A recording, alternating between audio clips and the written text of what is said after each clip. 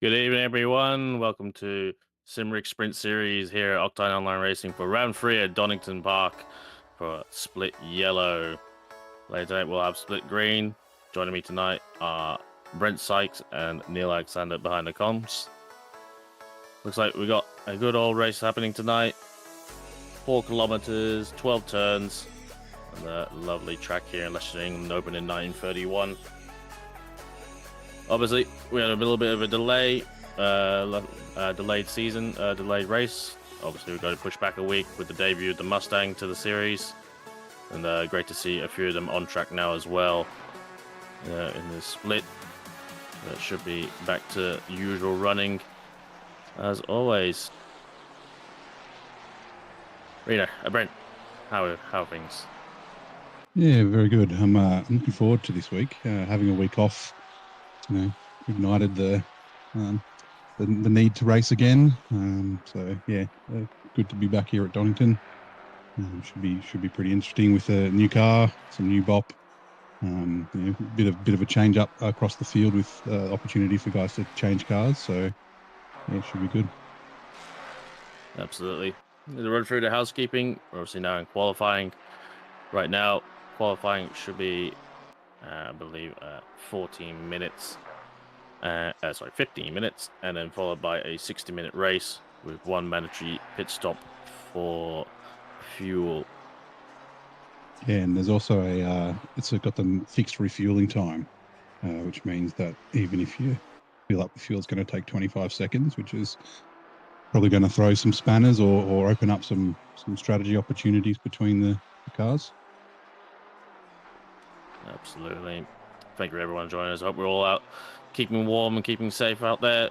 And shout out to our lovely Sean Mullet. We hope you're getting well, and we're all still thinking of you. You're here in chat, so you get to hear it straight from the horse's mouth. And great to see you back as well. All those Porsche victories over the weekend clearly got you on the men super quick.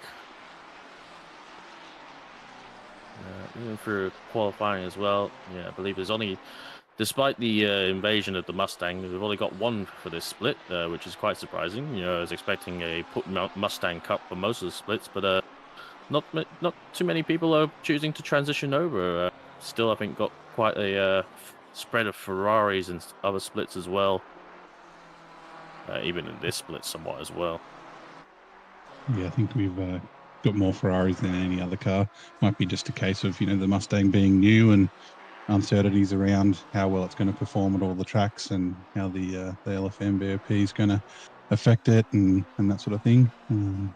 But yeah, there's not too many in the other splits either. I was checking earlier today, so it's good to see. Absolutely. And yeah, did see in practice. It was I think there was some rain on the horizon. Had been kind of raining in and out of a few of the sessions, and clearly, evidently, by a greasy track right now. So not fully optimum for slicks, but probably the better of the two tire compounds choices. As we got a lovely shot of the Mustang. Thank you very much, Neil.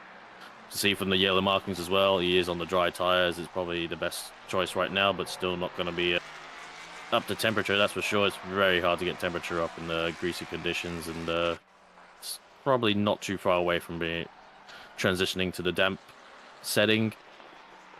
But it'll be interesting to see how Darty, as he goes for a little pirouette on the wet, soggy grass, keeps it going straight in the right direction at least, and gets out of the way for one of the Ferraris. But well held. Yeah, it looks like the moisture's hung. Sorry.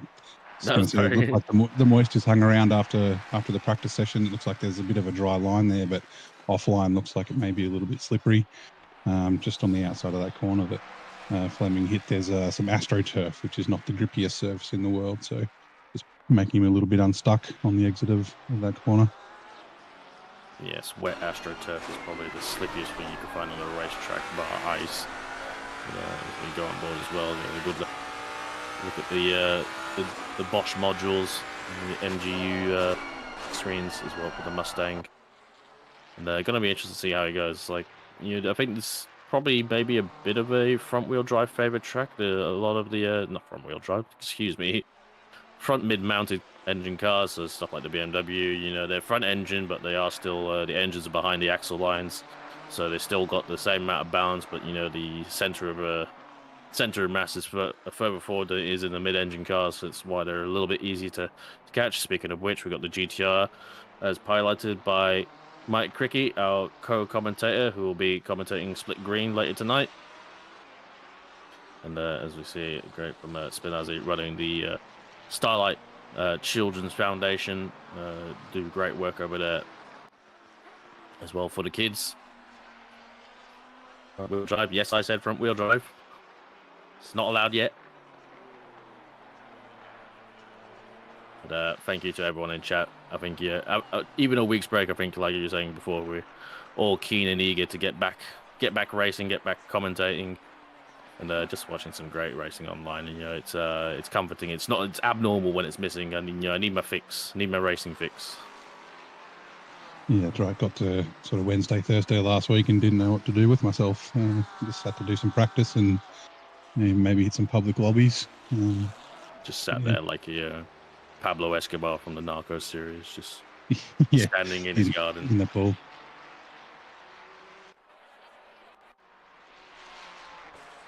There's that.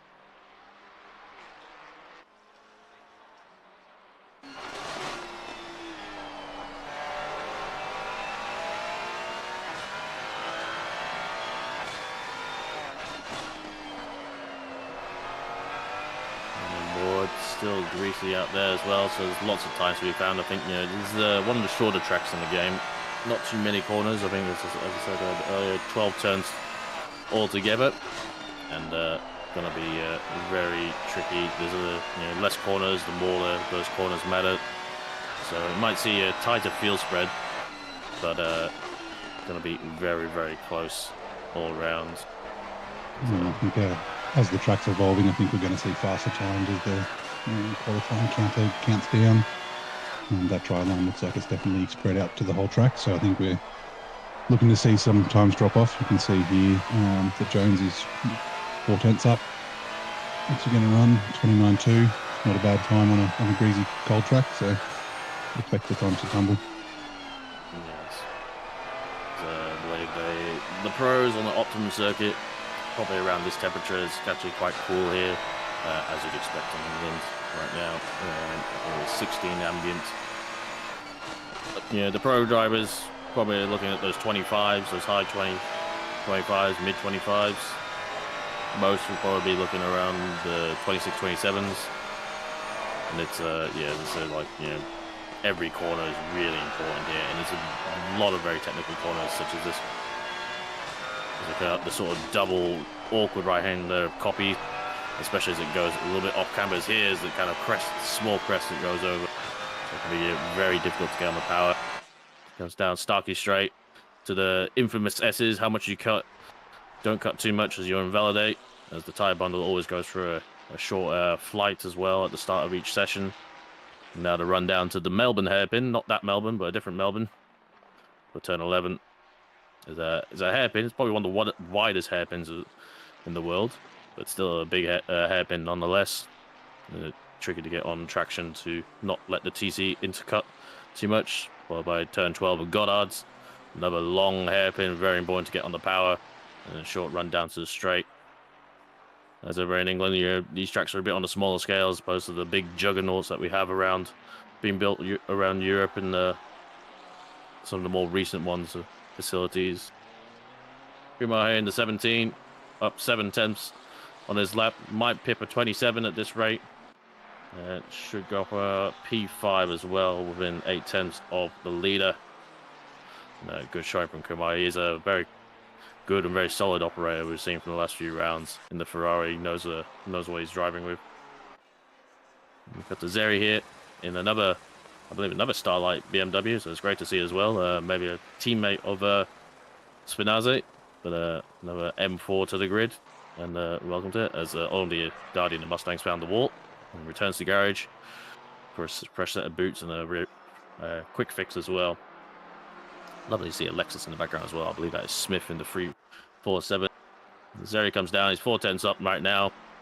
This is a hairpin, really tricky. Left, cut just enough, and yep, hasn't invalidated, stayed within the lines, kept the momentum running out. Late braking into there, kind of scrubbed the speed off into the apex. And first gear, TC3, interestingly, for the BMW on exit. It does have a quite aggressive turbos, I will say, on the M4, and they kind of spin up quite easily. Being just under 610s, 510s, and that should put him right up to P2. So good luck from Zeri, and he's probably got 3 more runs at most if he's got the fuel to do it. That's right. Yeah, we're definitely seeing the track come alive now. Some of the it's tight, tricky track that Donington is. You sort of touched on it before, but there's a lot of off camber turns, and they can kind of catch you off guard with the losing grip as the car's weight shifts across it. There's a nice fast section where that Slade is just coming into now through the Craner curves and the old hairpin. But then you've also got the Melbourne hairpin and Goddard's, where you need to get a fair bit of rotation in the car, so setup can be quite difficult here. It can be hard to get a full lap together. Absolutely, and I think because of the lack of power, there's very much a flow to this circuit. You're really not using the brakes that much until you get to about turn 7, turn 6. You're not really stamping on the anchors very much, and all that matters is down goes to a small slide. Bottoming out a bit too much on the exit of the S's. Comes out to the hairpin, maybe a bit too deep, but it's got good natural rotation in the car, so not losing too much. Still up on their delta, but probably could have a better lap a little bit. Coming out for the final hairpin and get a good run to start the next lap, as this is barely going to be an improvement. Yep, only 15,000s at most. We'll see Hobbs in the Rusty's BMW, and is going to finish off his session. I don't think he'll get out in time to do another one, but he's currently on provisional pole with 26.4. 3/10 from Spinazza. It's going to say a much bigger gap, but Spinazza just put down another gauntlet to fight for the contention. It's definitely not Silver Driver at this rate. Might need a promotion to go to Mags in the Rebel Racing Ferrari 296, and probably a bit unhappy with P16, but definitely going to be a P6 now. I was going to say that's a bit more Mag style of what we should expect from him. Coming out into turn 1, so this will be the last runs for anyone right now. For most of these drivers in the first sector, I should say. And, seeing a few Ferraris up there. Obviously, we've got quite a lot of Ferraris in this split, but all going well. Big delta across the field. Like, to be honest, apart from the top 2, like they've really found their ways into it. When the track has evolved, obviously, we didn't have a dry track, so the evolution was going to be quite quick, to say the least.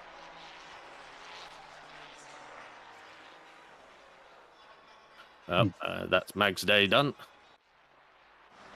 But P7's nothing to scoff about. See if he stays there. Daniel Webb, green in his delta as well. See if he can increase his position up to P4. No, just behind Kafil Slade. Going to stick in P5. He's got just one more run. I dare say he's going to be the last one. Yeah. Well, and he doesn't have the fuel anyway. He's just gone off the turn 1, so... Interesting, Dardy, the only person to switch to the Mustang and switch from a race-winning Bentley to, will it bite him, let's say. And, Bentley fans will be saying you'll be regretting that. All the fans of one, which is Peach. But, still great to see a multitude of different cars on the field. As we hear now, Maddox, a very quick driver in the McLaren now. Not unusual for driving a BMW, but 6/10s up into the last corner. Maybe a smidge deep. It still improves. It's going to be 6/10s, and I reckon it's going to put in P3. Yep, there we go. And the 765 McLaren in the Buzz and the Hornets colours as well. Very nice. Tricky. 7/10s up, and goes up to P17. 1.7 seconds off pole. Very nice.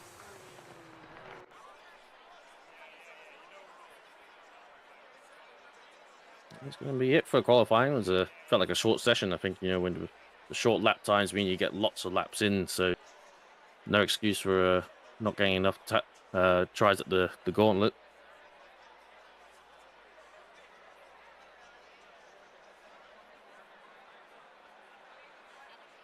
Run down the field eventually.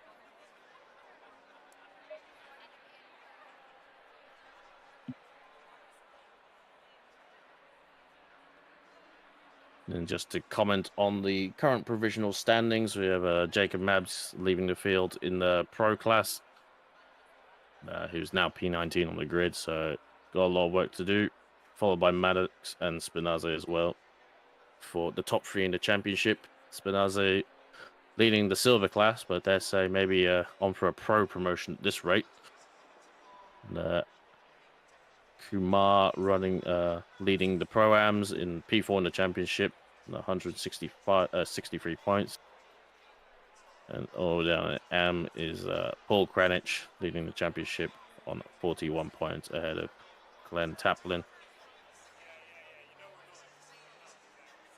There's a nice good spread of cars, different manufacturers. I mean, we've got Honda, we were meant to have a Honda, but I don't think Julian Gray's here this week, but Smith and Collins as well in the Lexus and Aston Martin. We've got Porsche as well, a few GTRs.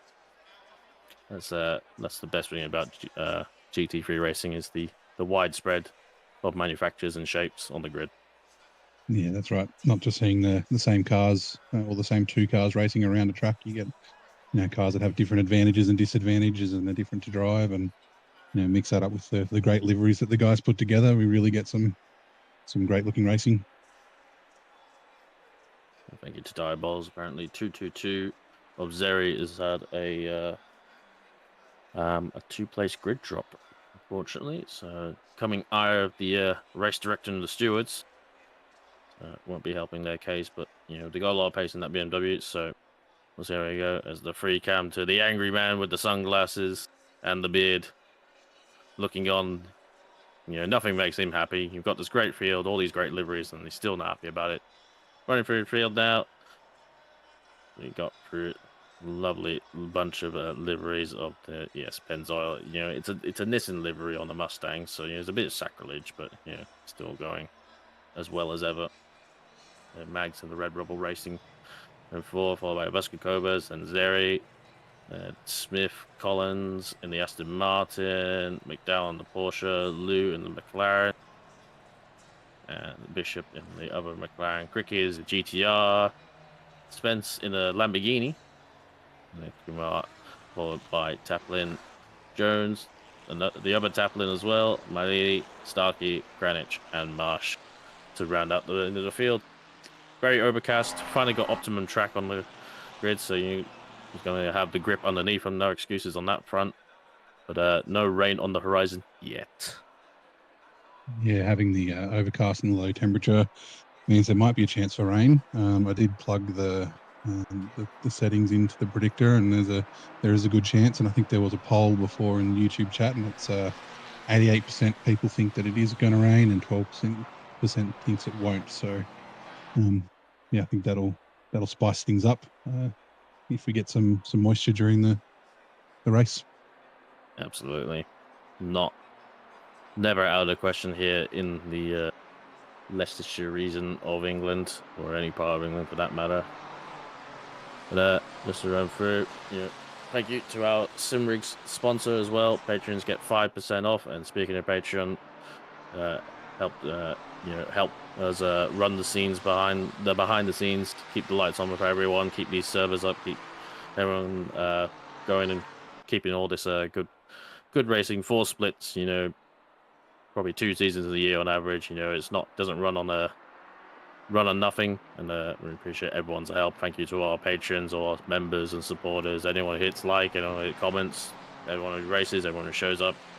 We're glad to have you around. As we come through the S's, double file has already begun. With Hobbsy on pole. It's all BMW, all Munich front row. Will it be the case in turn 1? Turn 1, definitely not a clean corner by any means.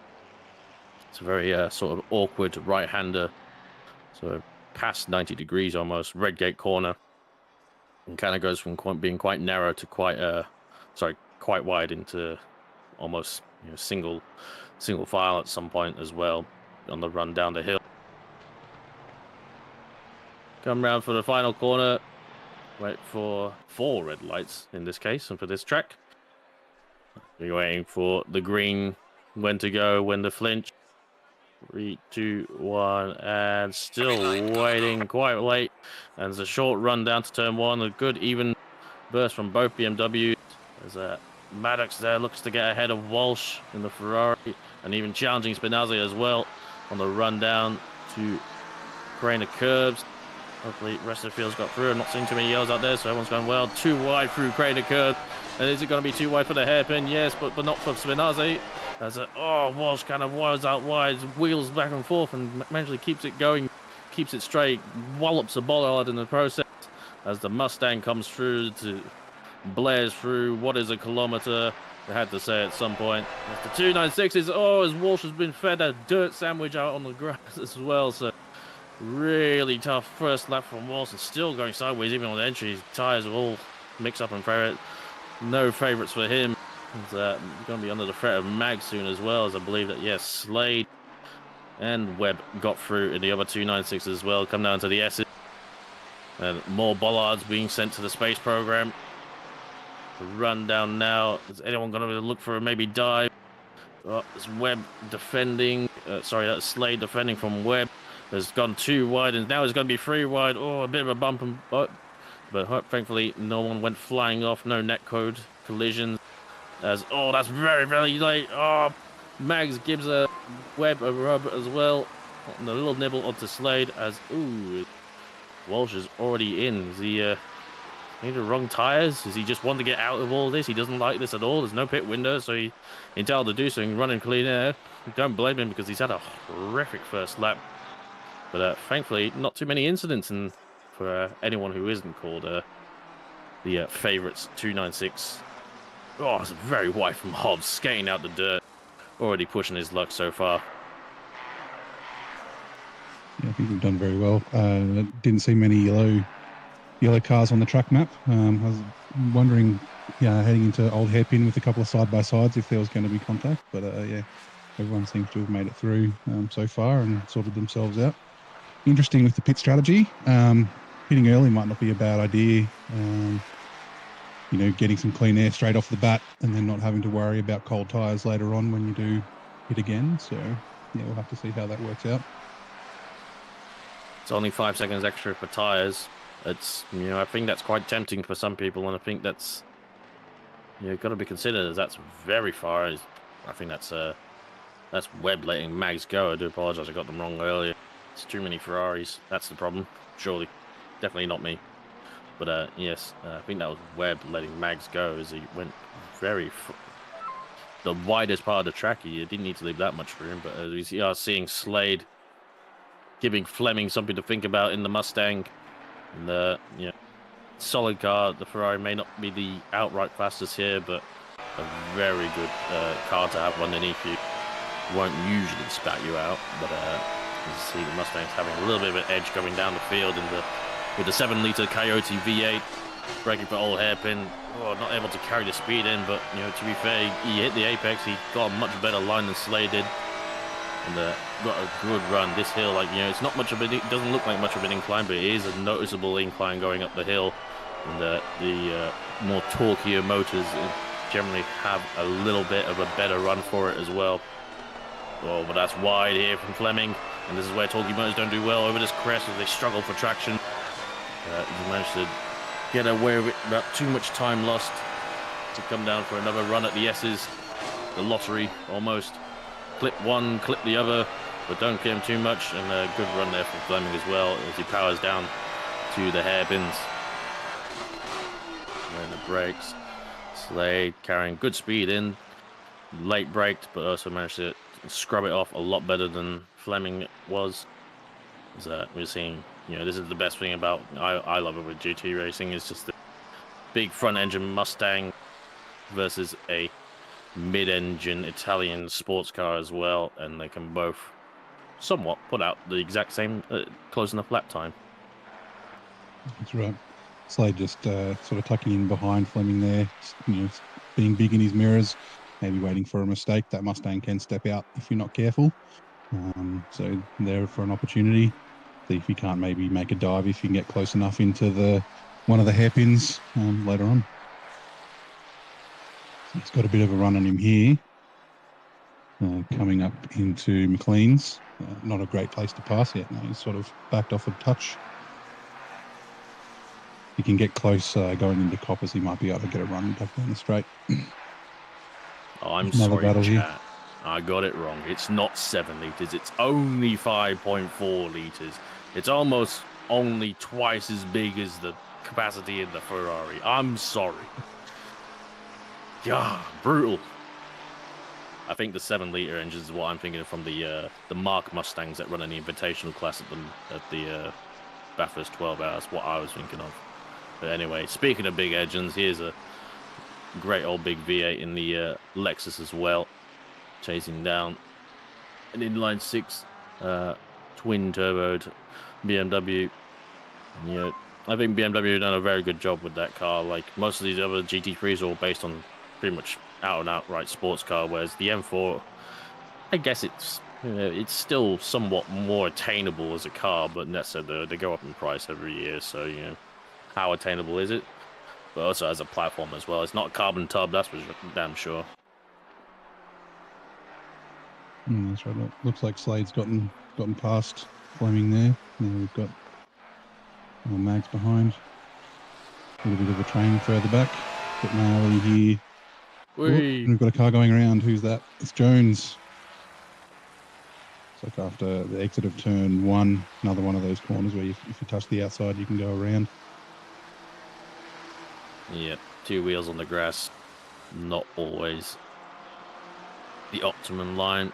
It's cutting out to Cricky in the GTR, holding on to Spence as well. We're following quite well. Let's say, looking a little bit more on the attack than the defensive. That's for sure. Not really just pootling around, giving Spence something to think about. I think Spence did request a change for the McLaren, but I think he pretty much did it the day before or today. So he's going to have to live that Lamborghini. He's always got a bad front for the S's, and here goes Cricky. He puts his nose up the inside. He has it. He claims it. Is he going to get it stopped and turned in? He does, but maybe a smidge wide, and Spence does the classic undercut. And yeah, normal service as resumed, as you were before. It's a good effort by Cricky, but just needed to arrest it a little bit harder. Maybe not give himself a shallow line as much, but yep, always got another run at it. I think this track is can force a lot of errors out of people, and with the momentum, you can really afford to capitalize. The other GPTR Taplin on the rear with the Datsun colors, I believe. It's 88. I think that's Jones again. There's RTG back to the pits. So not a good run from him. So we have to see 113 of, I believe that was our Walsh in the favourites 296. Going around, he's kind of done his mandatory stop, and I think he might have actually pulled a good option. He had a very bad first lap, and just he's now going to do his own pace out in clear air, and I think that's a very smart move from him.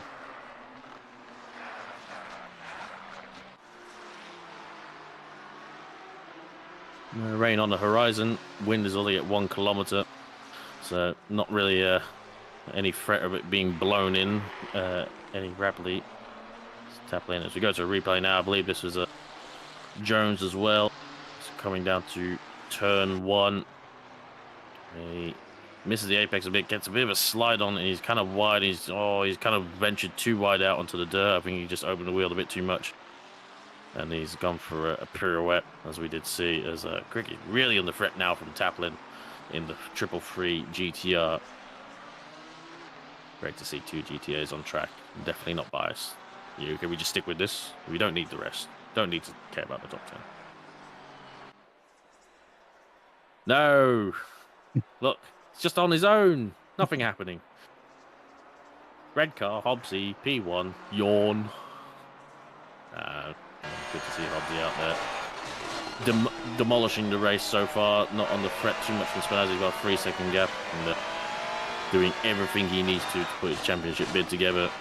So we now go back to Mags on Fleming. Fleming, had a good run in the Bentley, and see maybe having to find his feet a bit still in the Mustang, where he's got like the setup. I think there's a few setups have now come out for it, but such limited time we've had this car. You can't just get to know it overnight. It's only after a few hours, and there'll be changes as Mag looks to the inside. He's and Fleming saw him coming, kind of just let him have it as well. I'm not sure if Mags was even entitled to it until he got to the apex. It's very far back and very late. We got it done, and I think Fleming is just in self-preservation mode right now. He understands he probably doesn't have the pace.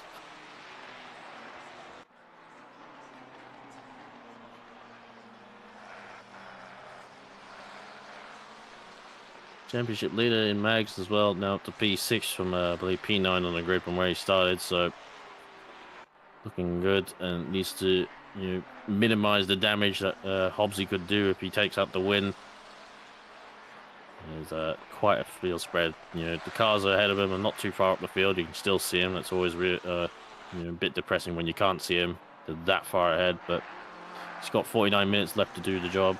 And if we have any more early pitters. So it still looks so overcast. I think maybe people are holding out for a rain. There's Smith all over the back of Zeri. The 222 BMW a little wide. He's going to give Smith the opportunity. He's got the nose ahead. He's entitled to it. Oh, but he backs out. Very cautious. Very sensible there from Smith as well. I would have kept my nose in there. I'm like, elbows out, deal with it. But, interesting from Smith. Better to have two cars still running rather than a collision. These guys have been battling close for a little while. We're sort of a little bit earlier, but a few laps been sort of within half a second of each other. So Smith trying to get around Zeri there, but it's a little bit of a tricky corner to overtake in at Coppice. It's one of those off-camber corners, and the double right-hander afterwards hard to get grip down. So I think he just erred on the side of caution. Still a lot of time in this race to make a move later on. Absolutely. Not too many, just looking through the balance performance changes as well, but we are running the LFM custom BOP right now for this series. So we've got the Audi at, no Audis here in this split, but Audi's got 21 kilos added. The Aston Martin's had 30 kilos added. We've really got one Aston in the field, and not sure where they even are right now. They may have gone already. But Bentley, minus 40 kilos, which is I'm not sure if that's a good or a bad thing, because if it's minus 40, because that's the maximum they can do, so they probably needs more. And that's something I got to think about tomorrow night when I drive the Bentley around this track as well, so might be a bit of pain for us. BMW plus 8 kilos, so not too much change from the BMW. I thought it'd be maybe a bit more of a monster around this track, but we'll see. Ferrari's had minus 4 kilos, Honda minus 15 kilos, so Julian Gray could have been might have been a good track for you. You are British, should go better at British tracks, but that's not always how it works. But that's what we like to think. Lamborghini's got plus 7 kilos. Lexus has nothing because LFM has above it. Oh, speaking of the Aston Martin as well, number 5 has gone for it. He's come from the right to the left there, so that's very interesting. Oh, we come back to a replay. He's already kind of having a moment as Kumar has to have a big old checkup to avoid a collision going into the back of him. He comes now down to the S's. Hopefully not driving in the mirrors too much. Brakes on the line, misses the apex. Tries to cut across. He's probably kept his foot in it. He's going to catch a bounce, and boy, left, right, and back left. Yeah, I think that slide earlier has cooked his tyres a little bit and given him a little bit less traction, and then obviously pushing to stay on the track put him off. So unfortunate there for Collins. My of us have gotten a penalty for a track limit warning from that cut because it was quite substantial. But see what the game does for him. But not ideal, absolutely. Comes out now. I think we're getting a little bit of sun on the track. It's quite nice. Might allude to whether we're going to get any rain later in the field. Unfortunate for Collins, but he's still in the race. He's still a gaggle of cars ahead of him. I think 60 of Starkey has gone around at the old hairpin and gone for a pirouette as well. I'm surprised no one else is thinking about pitting, but to be fair, they might be thinking of it might rain, but I think with the sun coming out right now, I think that might be might be telling, oh no, Smith has gone for a spin as well. Oh, he's on his own as well, so maybe he wasn't on the back of the other person who was battling.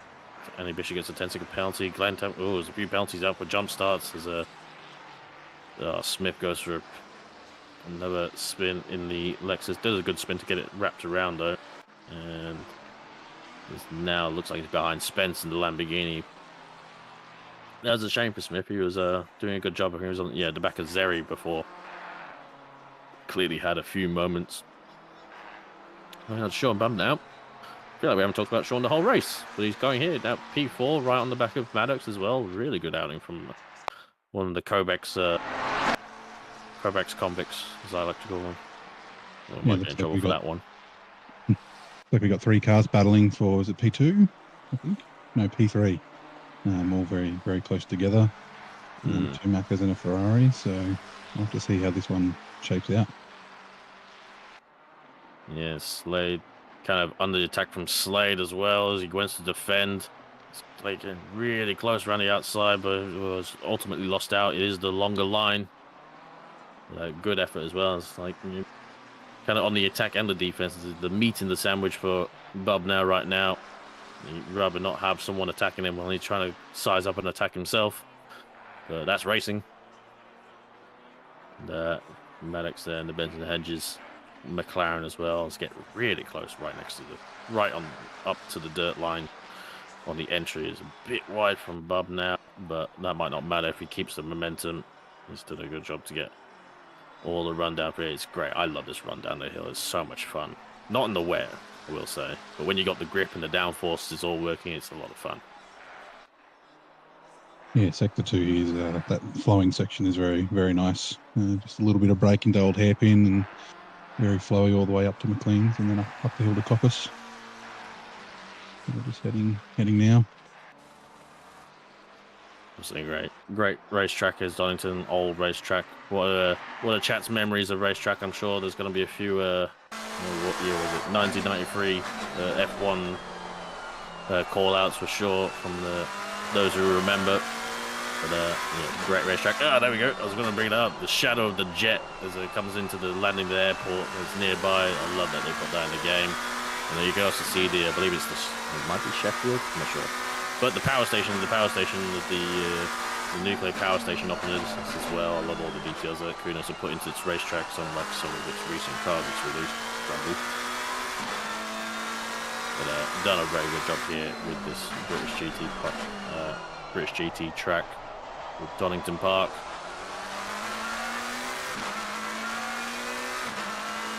Yes, but a multitude of penalties as well. I think a lot of them came for jumping the start or being in the wrong position potentially as well. Like, that's a few cars. McDowell, Bishop, Tappan, and Miley.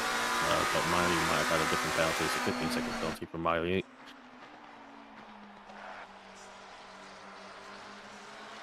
Yeah, very interesting. I'm wondering if maybe the 2-place grid penalty might have caused some confusion about where guys should line up.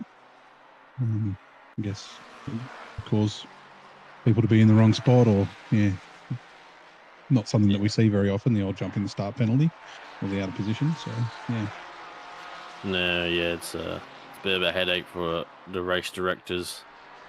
I'm not sure who's race directing for Split Yellow, but it gives them a lot to think about. Hopefully they've got enough hair on their heads, because they've got probably pulling a lot of it out whenever there's a grid penalty, unfortunately, and everyone has to shuffle. It's better when it being an even number, because everyone doesn't have to swap sides, and that's when it gets really confusing. Definitely. Slade has dropped back to P9. Was Slade always? No, he was ahead of Fleming. Of course he was. Slade was. Slade was attacking Bub now. What's happened to Slade? Have I got that right? Have I got it wrong? Yeah, I'm no, pretty that's sure right. Slade was attacking Mags. I don't think it would have been a pit stop. It wasn't long enough for that, so he must have just gone off track. But yeah, he's still fighting in the back there. Only lost a few positions. Hopefully someone can investigate that. Fleming the Mustang getting close up to Mags again. See if he can't get his position back from being overtaken earlier in the race. Yeah, maybe Fleming has found his feet a bit more in this Mustang. So coming up to the back of Mags, and I believe that is Smith in the Lexus up ahead. So he's dropped back really far as well. Like he might have done his mandatory actually. To be fair, that's why he's not appearing on the sheet. I think he's just below P23.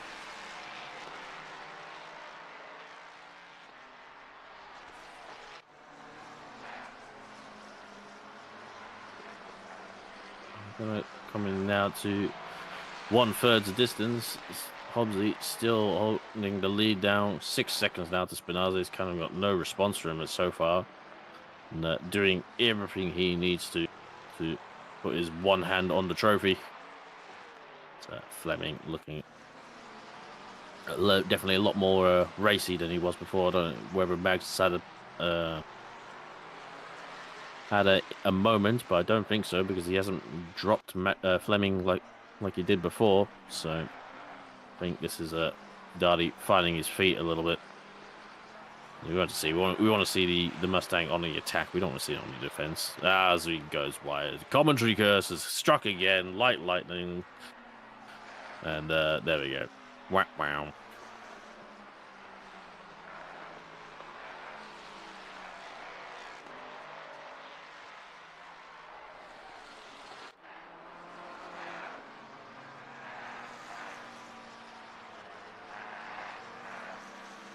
Coming in now through McLean's.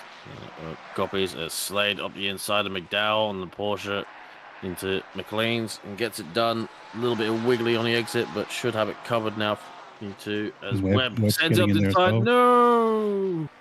And Webb got it all wrong and Greg too late and took out Slade in the process. And Zeri's going to say 1, 2, 3. I'll take those positions. Yeah, I was going to say, I'm not sure if you noticed in the background, the BMW sneaking past all 3 cars. 3 cars in one corner is quite a fair effort. Guys just getting a little bit elbows out, heading into Coppice. Yeah, that was unfortunate. I think Webb's got a copper penalty from that. I think it was fair for him to try and capitalize on the McDowell's poor exit from getting passed by Slade, but unfortunately got the braking wrong. Tried to not go into the back of him, but then had to go onto the grass and the apex, and the grass is not good for braking. And then slammed into the side of Slade, who's now come in to do his penalty. Might have got a bit of damage from that, but might just be saying, "I want no part of this. I want my own air and do my own thing," which I don't blame him after that. Yeah, he might be able to get some fresh tyres, run some clean air, and get the undercut going. Sort of in that window now with 37 minutes to go. I think a lot of the drivers are probably looking at splitting it a 50-50, especially considering there's no rain on the horizon for at least the next 30 minutes. So the sun's all out. So yeah, the weather's definitely turned. Yep, sun has come out at Donington Park, and even if it was going to rain right on half an hour now, you've only got to deal with it for 5 minutes at the end of the race. So there's no real point at that stage. You might as well live it out. It doesn't become wet overnight as we go to a replay now. So yeah, we see Webb in the background trying to capitalize. Has the run, gets his nose up the inside, but just there was actually a bit of a touch with McDowell. I think just unfortunately goes a bit too late, goes into the grass, and I think it's easier done than said, to be honest, as well. It's easy to get carried away. And we're all guilty of it at times, as long as we learn.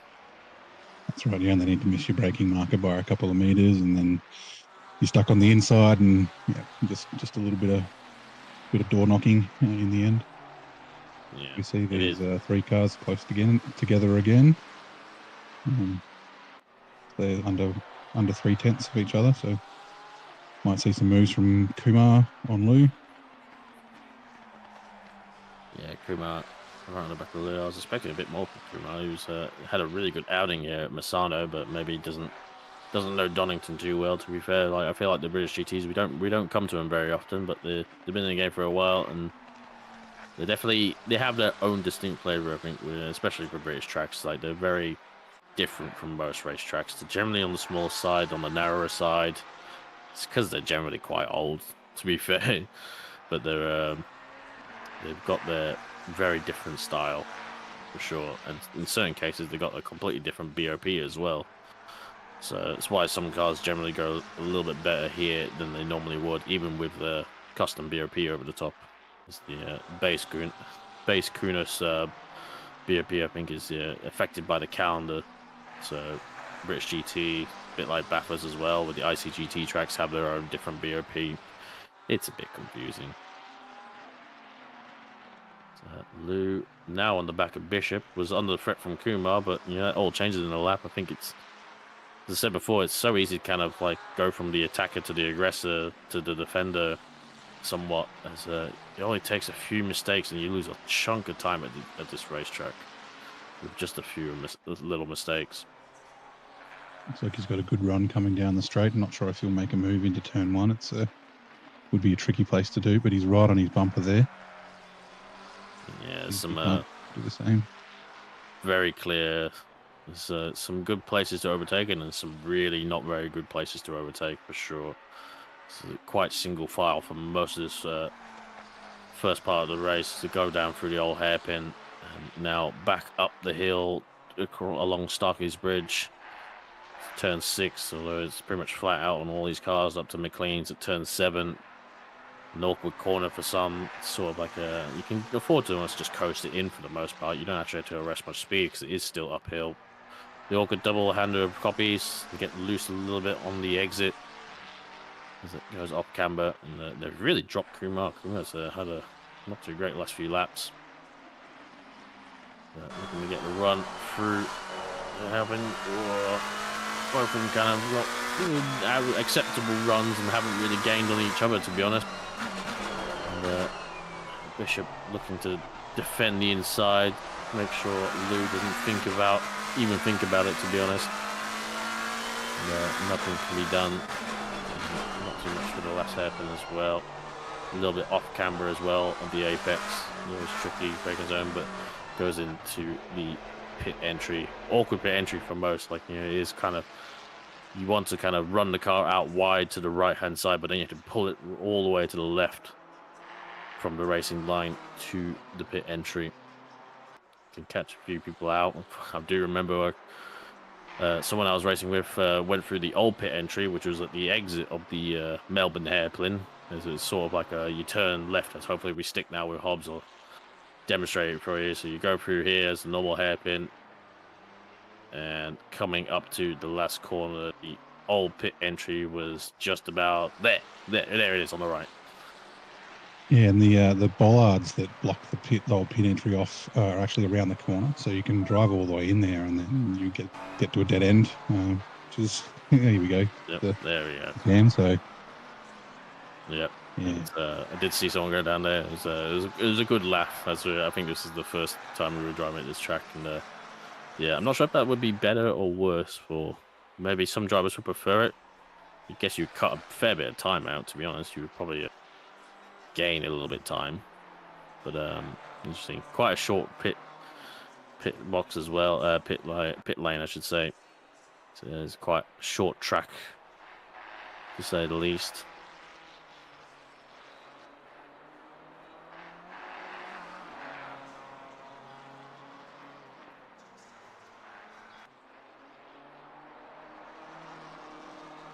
Yeah, Hobbsy there. Now the gap out to 8.8 seconds. Probably going to be 9 seconds in a couple of laps, or so.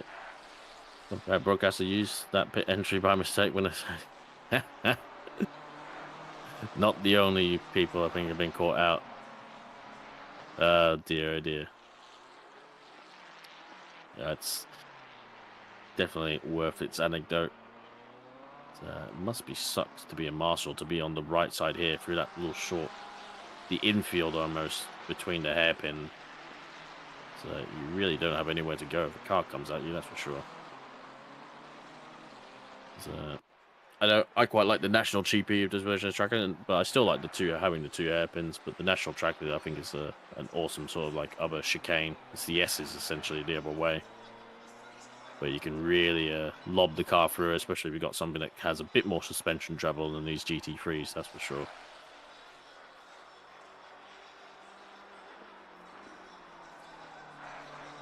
Yeah, halfway mark, a few more green boxes in the pit requirements.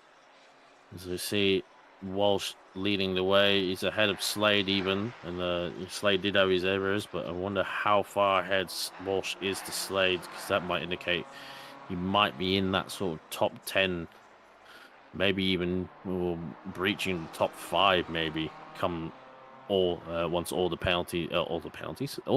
pit requirement, everyone's done their mandatory pit stops for tonight.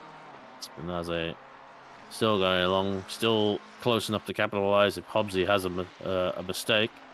But Maddox there right behind him as well, so definitely not letting each other go, as it looks like Maddox may have dropped the bub now a little bit from before. And I wonder if I'd be very interested to see like how many people take tires, because I feel like this is a track that once the tire starts to go, you can kind of really suffer for it as well. I think there's a lot of areas where the off-camber corners can really punish you having not having the fresh grip of a new tire, and be very interested to see who takes it and who doesn't. It's only 5 seconds. 5 seconds isn't that lot in the grand scheme of things, but it is one for the race engineers. Yeah, given the long fast corners essentially straight after the pit straight, tires cooling down, good chance of getting graining. It might be worth just running long and doing a late pit stop to minimize the amount of time that you're going to be on those crane tires if you are going to take the 25 seconds. So yeah, we may not see some mandatory pit stops from some of the guys till later on. I guess we'll just have to wait and see. Absolutely. That's right. I think Hobbsy could just go right to the end. But he's probably fueled accordingly, for the balance at least. I was going to say, without the mandatory fuel stop, you could, I think the optimum strategy would just be basically fuel right to the end. And then not even fuel to the end, just take all your fuel at the start, because then you could put in 1 liter and that would basically dictate your pit stop time. Which is the optimum, but may not always. Thankfully, we don't have that, because that means it can kind of bring a bit of jeopardy into it.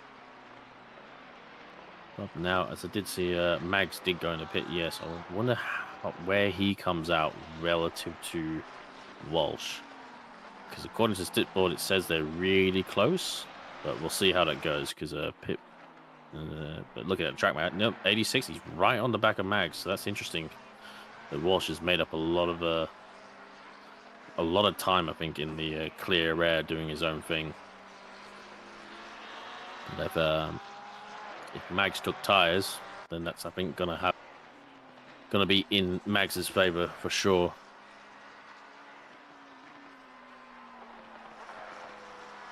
Hobbsy, Zeri, and Webb all coming into the pits now as well.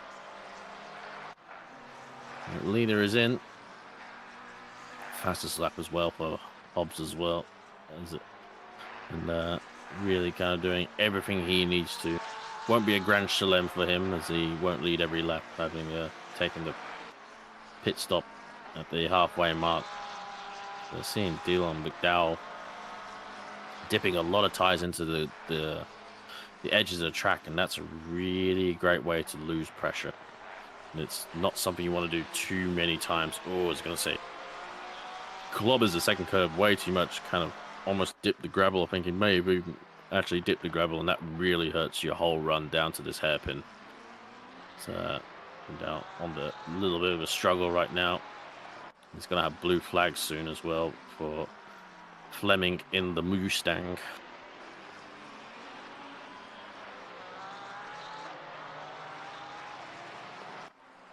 Unfortunately, Nick Jones is out. So technical problems are a shame.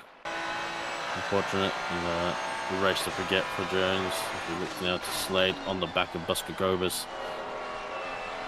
The battle for the Ferraris as well. Slade, interesting. I wonder when Slade, because he was on the back of he was attacking Mags, and Mags was up into P5, P6. So unfortunately, must have had a sizable error to drop down the field. And even with the pit stop done, he's quite a far way back from where Mags was. Audience, what's the silliest mistake you've made on tracks in sim racing? I'm sure you got some good ones out there. Don't disappoint us. Anything you can think of, Brent? I'm trying to think of what's the silliest thing I've done.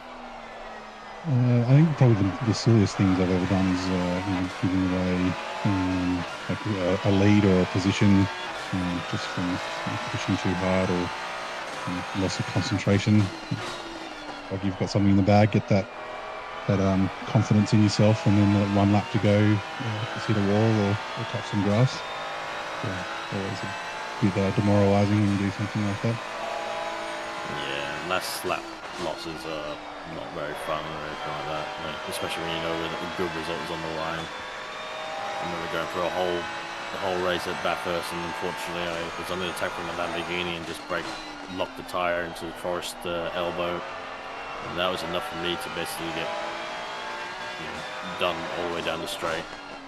Well, I was providing a good substantial amount of a slipstream for the car behind, but that's all it took, and it was frustrating.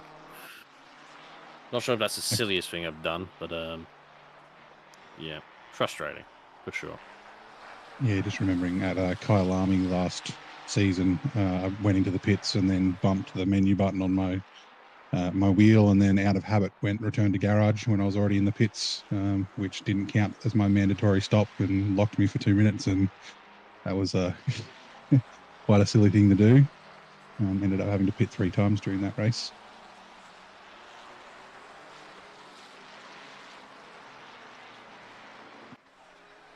Yeah, pit errors, stuff like that.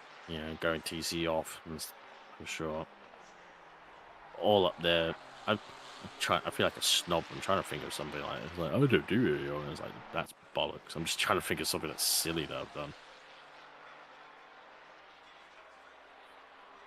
You can see Benny V saying turning off the TC on his last lap corner in the lead and spinning, reversing the pit lane from Amaral Name because he missed his pit crew. I think we've all done that, overshot the pit crew somewhere. Oh, Slade getting very, very close here on Buscovas. Heading up into Coppice. Yep. See if he can't get a run down the Starkey Straight into the S's and then down into the Melbourne hairpin. It's a good opportunity for him here. Yeah, always tricky when you're fighting the same machinery. Buscovas doesn't do many mistakes from what I've seen of him. Raced against him in last season, and also in the 296, he a very steady operator, knows what he needs to do, and I haven't seen him make many mistakes, so it won't be very flappable, put it that way. But saw McDowell, I think, get a drive-through, and has now just served that as well. So that's another maybe day ruined for McDowell. They were having a half-decent run, but still in the fight, still get points on the board if you finish. No point giving up. That's right, every championship point counts going into the end of the season, so better if you can to finish the race and get what you can. Yep, I think that's the leader. Has just come in. Spinazzi has come into their box and got it hopefully stopped on the marks. I think you would have to do a lot to threaten Hobbsy, but I think it might be a bit too short. Even if he doesn't take tyres, and Hobbsy did, I think it wouldn't be enough with the gap that they had beforehand. So come out pushing very hard to get behind Lou.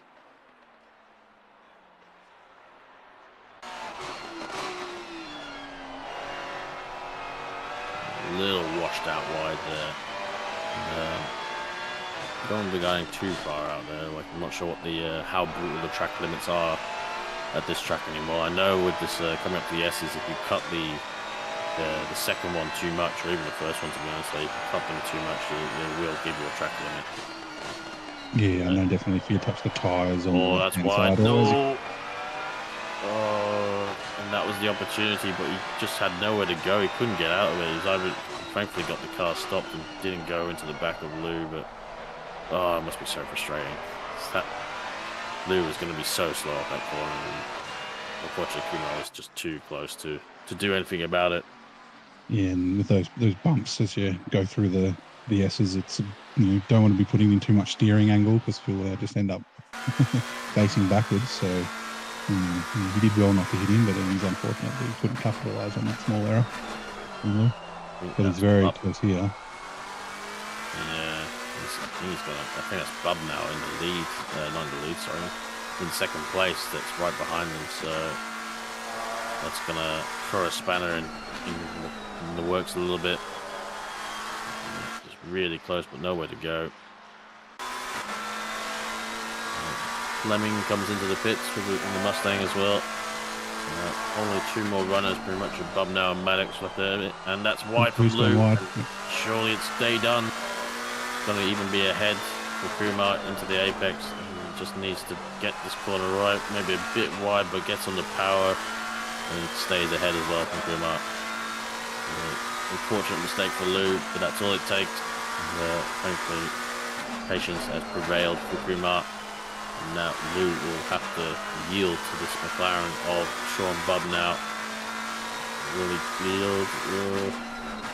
Not yielding just yet, but goes wide. Oh, yeah, he's letting him go. Yep, lets him go wide. Yeah, fair enough. Stuck his nose out just to let him know he was there. And managed to get through without any problems. And now on to Kumar. Hopefully Lou can just follow Kumar. Bub now through. Oh, he's going into the pits. I was going to say following through and potentially catch back up, but that's not going to happen. I was going to say that's always the frustrating thing when you let someone go and then they just pit immediately. But oh well. Wasn't Lou's lap the whole last lap, let's say. We lost the position. So Bishop here under threat from Smith, so I think Bishop was ahead of Kumar before the pit stops and come out quite far behind, so probably not been too great for him. As Smith looks to recover, also was having a good race and then went for the fortunate spin out of the S's. Definitely not the only one. And, see what he can string together for the final 18 minutes of this race.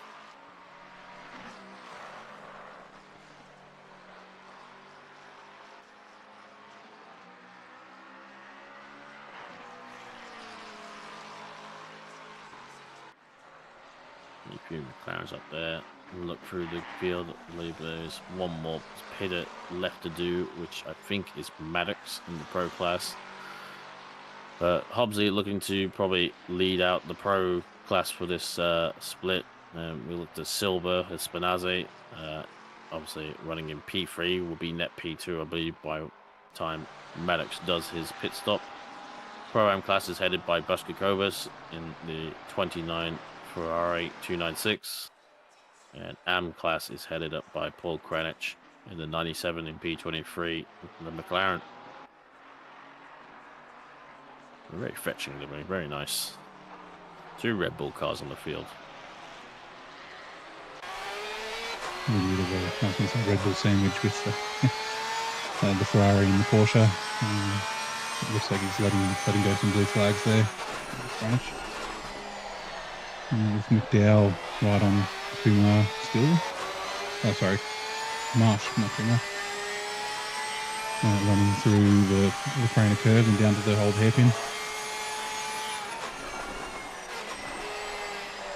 Oh, that's too much curve. Yeah. No, it's going round.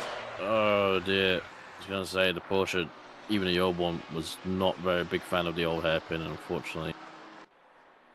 It's not too great. As McDowell kind of just took too much entry curve and got a slide on, and then the rear wheels hit the grass, and you know what happens after that.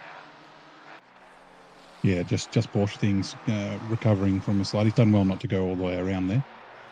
But yeah, the Porsche tends to, once it gets sideways, it stays sideways for quite some time. Larry on the back of Fleming again. Very close there. What is it, 2/10? Fleming was on the back of Mags, I'm pretty sure, before the stop. So I wonder if Fleming's had an issue somewhere as well. I think everyone's just having a few mistakes here and there. So I'm pretty sure Fleming was definitely ahead of Buskakovas and Slade. Obviously Walsh is kind of a bit of an outlier, but I'm pretty sure they were they were close to Mags before the pit stops. Bubnow's now dropped back to P5 as well from initially being behind Maddox as well in the pit stops. So maybe that's the difference. Maybe some people took tyres. They've gone for that extra 5 seconds. Yeah, that's right. Give him a little bit of pace towards the end of the race, but give up a bit of track position. As we saw Hobbs just do the fastest lap of the race at a 1:26.3. He's definitely moving. I think that indicates after than quali time, correct? Yeah, I'd say he's probably on fresh tyres. He had the gap to do it, so take the opportunity when you can. Yeah, definitely faster than his quali time.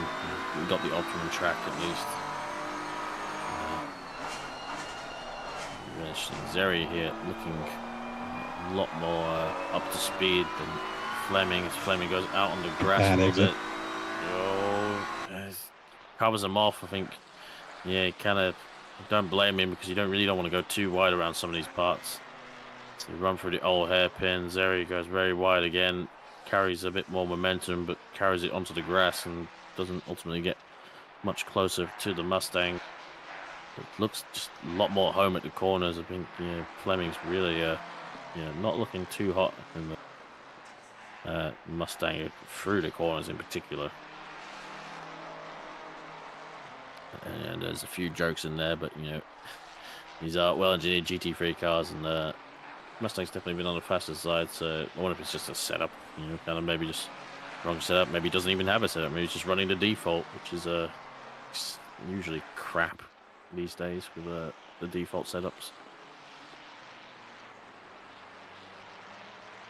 Really close under the brakes, right, almost nibbling the gearbox of the Mustang and the BMW. Was quite wide from Fleming. It's gonna has the nose up. Has he got the run? Gonna be side by side, I think. Down the front straight. Too wide into turn one. Oh no, Mustang managed to pull away and get ahead. Clears him into turn one. Just looks like I'm not sure if it's whether it's the TC setting, but like whenever Fleming's on power, you can see just the car like just slightly squirreling, and it kind of like he just wants to go out wider every time he's on power. It's not ideal for the Ford driver. But for all these like uphill parts, definitely got the run. Missed the apex as well at McLean's. Not ideal. It's not hard to do, to be honest. It's a very weird off-camber corner. Coming now through into the Starkey straight. And right, yes, it's got a blue flag up ahead as well, just an extra distraction.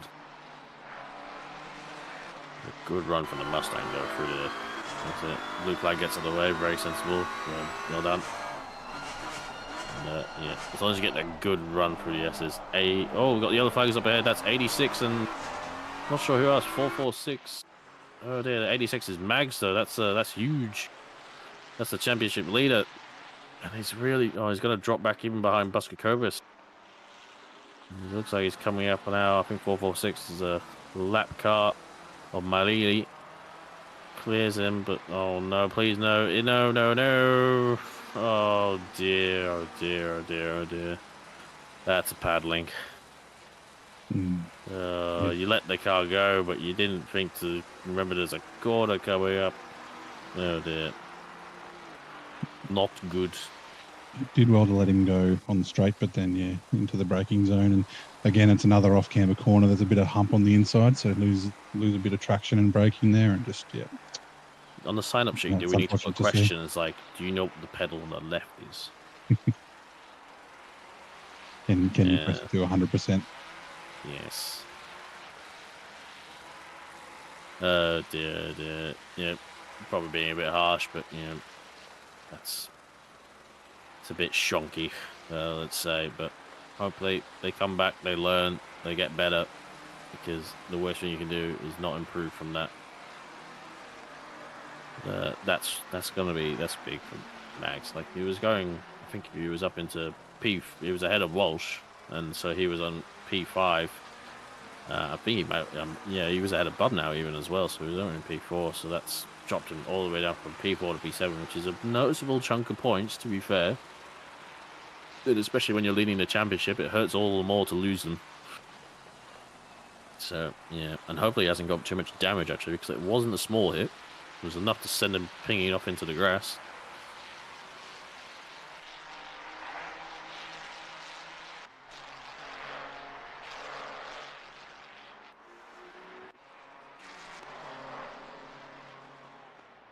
Looks like no immediate changes. Zeri is not too much on the back of Fleming. Well, maybe Fleming, I feel like I've said it a million times, but maybe found his feet. There we go. Anthony Mealy gets a stop and go 30 for dangerous driving on lap 31, which I think is the maximum penalty we can do, bar a disqualification.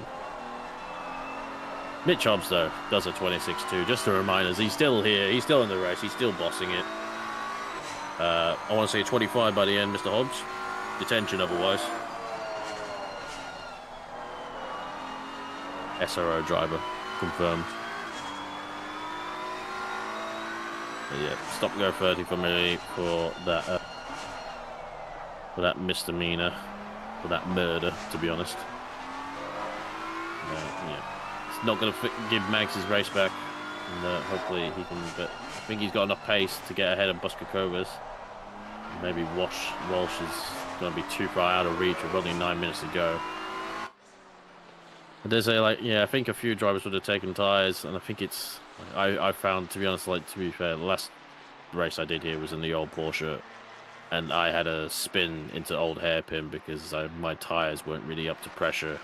We were kind of losing pressure throughout the race, and it kind of just slows around. And I feel like a lot of these cars, even the front engine cars, but mostly the mid engine cars, if you don't have the rear tyres under you, then they can really fall away and really cost you a lot of time, and it can cost you a pretty easy spin at some of these corners, especially the off-camber ones. And you really need the rear axle underneath you here. You definitely need that confidence to be able to get on the throttle when you can and turn the car in and be aggressive when required. So you can see Zeri getting very, very close to Fleming. Fleming under a lot of pressure again during the race. Heading down towards the S's. Oh, bad run for the Mustang. It's going to give Zeri an opportunity, and he's going to get along ahead. Tries to move over to defend him, but he's already there.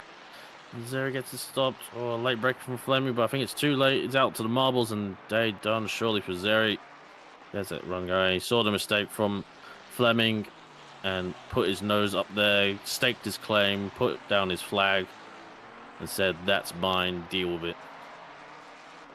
Yeah, it's a very, very good move there, and getting through the S's can be quite difficult. It's one of those little sections where if you brake a little bit early or take a different line, you can lose a few tenths by the end of the straight into the Melbourne hairpin. So as we see, the Mustang getting a little bit loose on the exit of that corner there as well. This is tackling on 15-second penalty for dangerous driving. Mags, as you can see, has actually gone ahead of Buskakovas, so damage limitation for Mags, the championship leader. You can see the rear damage even from here on the back of the Ferrari, so I'm really hoping that's not costing him. It's got to be costing him somewhat, because rear damage on these cars, it's crucial, absolutely. And I think Max can just get along a little bit wide. He's going to have a bad run, but luckily for him, Buskakovas wasn't really close enough. He'll have the run to capitalise. A little bit deep. Gonna give. Oh no! Slade is. I was gonna say he went a little bit deep. He kind of checked. Buskakovas kind of checked up a bit and gave Slade maybe a sniff, but I don't know if the gap was really there. And I'm sure that's gonna get reported to the steward's box. Because here comes Zeri as well. He's already gone past the Mustang, and he's gonna get past another Ferrari as well. Good lap for last couple of laps with Zeri there. Yeah, just a little late on the brakes. Caused him to run wide and open the door for Slade to poke a nose in, and yeah, two cars don't fit in the space of one, unfortunately, and just a little bit of contact there through the Melbourne hairpin. Yeah, very easily done. And hopefully his tyres are not too affected from that short spin.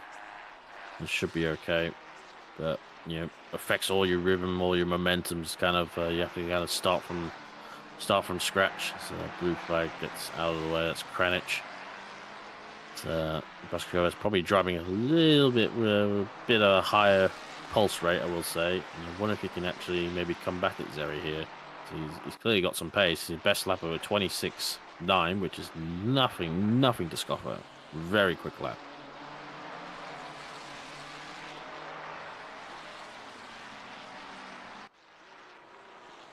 You've got a lot of lap track on this Cricky in the GTR. Goes wide, maybe too wide there, mate. I've never seen people hit that grass. It does well to get out of the way. Good intentions. Slightly better, slightly less optimal execution. But, you know, still better than what Mealy did, put it that way.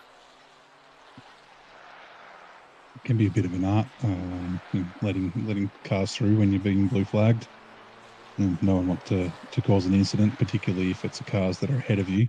But then, yeah, finding space where you can continue racing and, you know, not give too much time up to the car behind can be tricky. Yeah. It is very much an art. Like, yeah.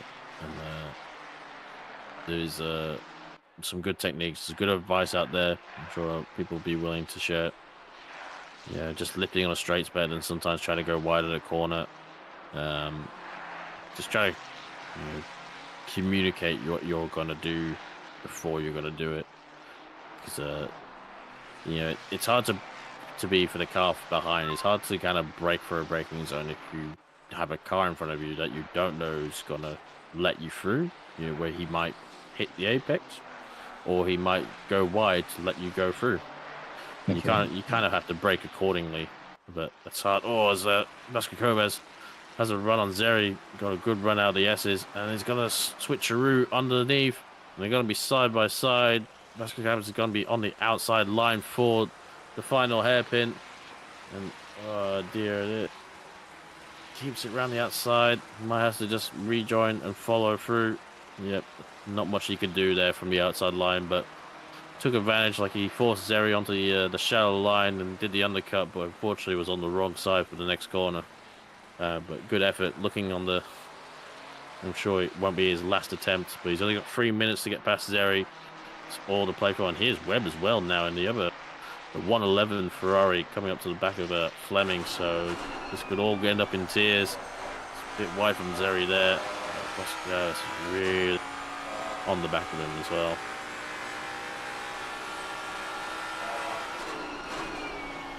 I think these four cars are going to get quite close by the end of the race. Any mistakes might cost numerous positions for these guys at the front. But yeah, it's four types of cars too: BMW, Ferrari. Oh no, sorry, three. Mustang, and then also a Ferrari at the end. Yeah. And all these guys are going to grow up one spot as well, as Slade did get a 15-second penalty for that collision. For sending Busko back. So yeah, if Busko can get past Zeri, it means he wouldn't have lost anything from before they had the incident. So there might be some consolidation for him. But he's got to get past Zeri, and he's got 2 minutes to do it. So he's probably got this lap and the next lap.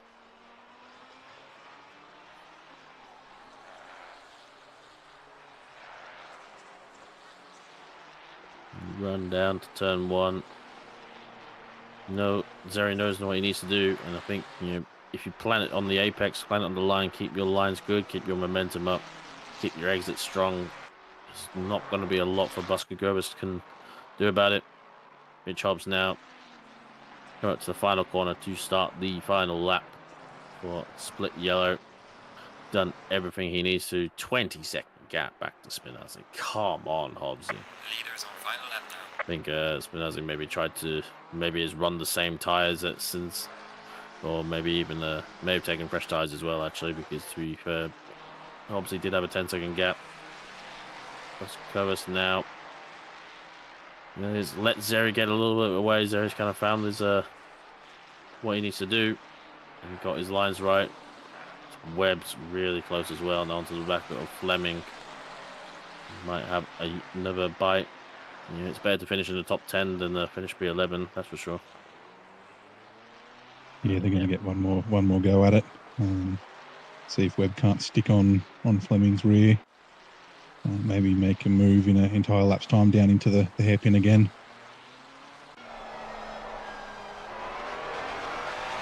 Webb looking really strong in the back of Fleming. Be very interested to see how Split Green's Mustangs fare at this track. Whether Fleming's just having a bit of an off day, a bit of a bad setup. Just hasn't really looked that comfortable at times in this car. So Hobbsy now rounds the final corner past Lou in the McLaren. And just tick 0 now and rounding the final corner. Perfect. Doesn't have to do anything more than he needs to. And takes the win. Flash of the headlights, left and right. And takes the checkered flag for split yellow for Hobbsy in the number 4 BMW. Dominated the whole race. Can't say anything other than that. Well done. Spinaze here. The number 8 silver BMW. Make him pro, surely. Come on. It's got to be done now. He's way too quick. And he comes home P2 for another good drive as well. Maddox as well. 763. We didn't see 765, sorry. And the Buzzing Hornets McLaren. Haven't seen too much of him this whole race. And there's followed through by Bub now as well in the Tavor or something. Tavor Vessel rating McLaren. Solid rate. So now looks like line formation. No real last minute sends here for the rest. And they're all going to come across. So Ash and Walsh in P5. Good recovery from the start of the race. Mags P6. Slade in P7. He's going to take that 15-second penalty. And Zeri, Buskakovis, and Fleming make up that top 10. Kumar as well. Probably our last person to come across the line. Oh, we've got a few more, but probably the last one we'll catch. And that comes out in P12. Someone's really... Who's possessed our Pirelli boards? Stop that. Green light. Go, go, go. So, once the Pirelli boards have calmed down, we'll run through the results. So, for overall, for Pro, Hobbsy, followed by Spinazzi and Maddox make up the top 3.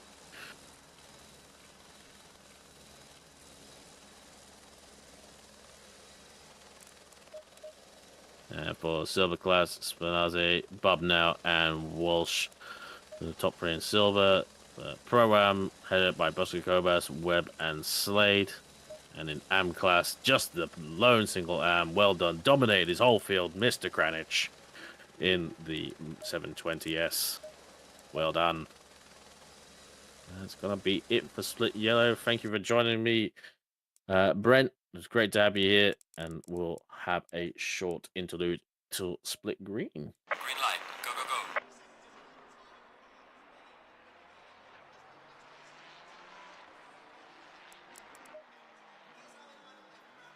Can you hear me properly? I can hear you. Yes. Good. Should be safe to talk now, Brent. But yeah, thank you for winning Split Yellow. Didn't have Brino this whole time, but cheers for joining us. I think that went pretty well, so it's good. It's a good race. No worries, man. Cheers. See if we can appreciate it. Yep. Awesome. Catch you later. Catch you next time.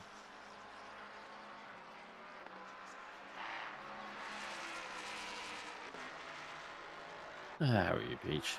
You catch the race or just joining in now? I just literally just got home like 2 minutes ago. So Yeah. I just saw the end of the race. Yeah, seemed like a good race. Hopefully Split Green's a bit more interesting. Well, it's not quite the SRO split, so you know. Oh yeah. Oh, it's wet. Fan-bloody-tastic. Just a little back now. But Speaking of wet, we are back for Split Green. And it looks as though it's damp, but not raining. So that should make for some interesting times coming into qualifying. Yep, so Tivoli, so I'm sure we'll be joined shortly by Cricky has absolutely just unbuckle his belts in his GTR and get himself ready and mic'd up for split green. There's lots of green around the circuit, that's for sure. This grass gets well fed with water, being in the UK. We are following Squires. I believe he did say, like, I think he called him in the chat earlier. He said his name is Squires, in the number 9 Ford. In his first race out of rookies, so he'll be looking to make an impression on the sprint league as such, and a good reminder for those who feel like sprints is maybe a little bit too much of a challenge, or maybe they just want to get used to some proper league racing. We do have the Academy series where you can learn how to drive. We have track guides, we have loads of knowledgeable people giving out advice, so good chat out there to join the Discord if you want to get cracking in it. You say they're good track guys, but the last one I watched, the guy was no help at all. Didn't answer any of my question. Yeah, look, they're not all going to be winners. Let's just say that. I wrote down his name somewhere, but I've already forgotten it. I can't imagine who it was. No, but I don't know. He took turn 1 okay, so I guess that means that it was a decent lap. But yeah, I'm guessing we're just waiting for another 3 minutes here for things to tick over. And I guess we can... I wasn't here for the first race, so I don't know if it was discussed yet, but the thoughts on Donington as a track? Is it a yay? Is it a nay? Is it a hippie hooray? It is very much a yay for me. I might be a bit biased. My passport is of a certain colours. But, to be fair, I'm a big fan of all the British GT tracks. And I like all of them equally. And not equally, but I more British GT tracks than calendars. I'm sick of going to Barcelona and Monza and Spa every sprint season. And Paul Ricard. Even Snetterton? Yes, I like Snetterton. Okay, no, I like Snetterton as well, so that's why I'm just... No one else does, apparently. No, I enjoyed hot lapping it. I absolutely hated the race we had there a couple of seasons ago. It was just one of the most boring races we've ever been part of. But it was actually quite a fun track to try and hot lap and maximize. It's a very tricky track to get right.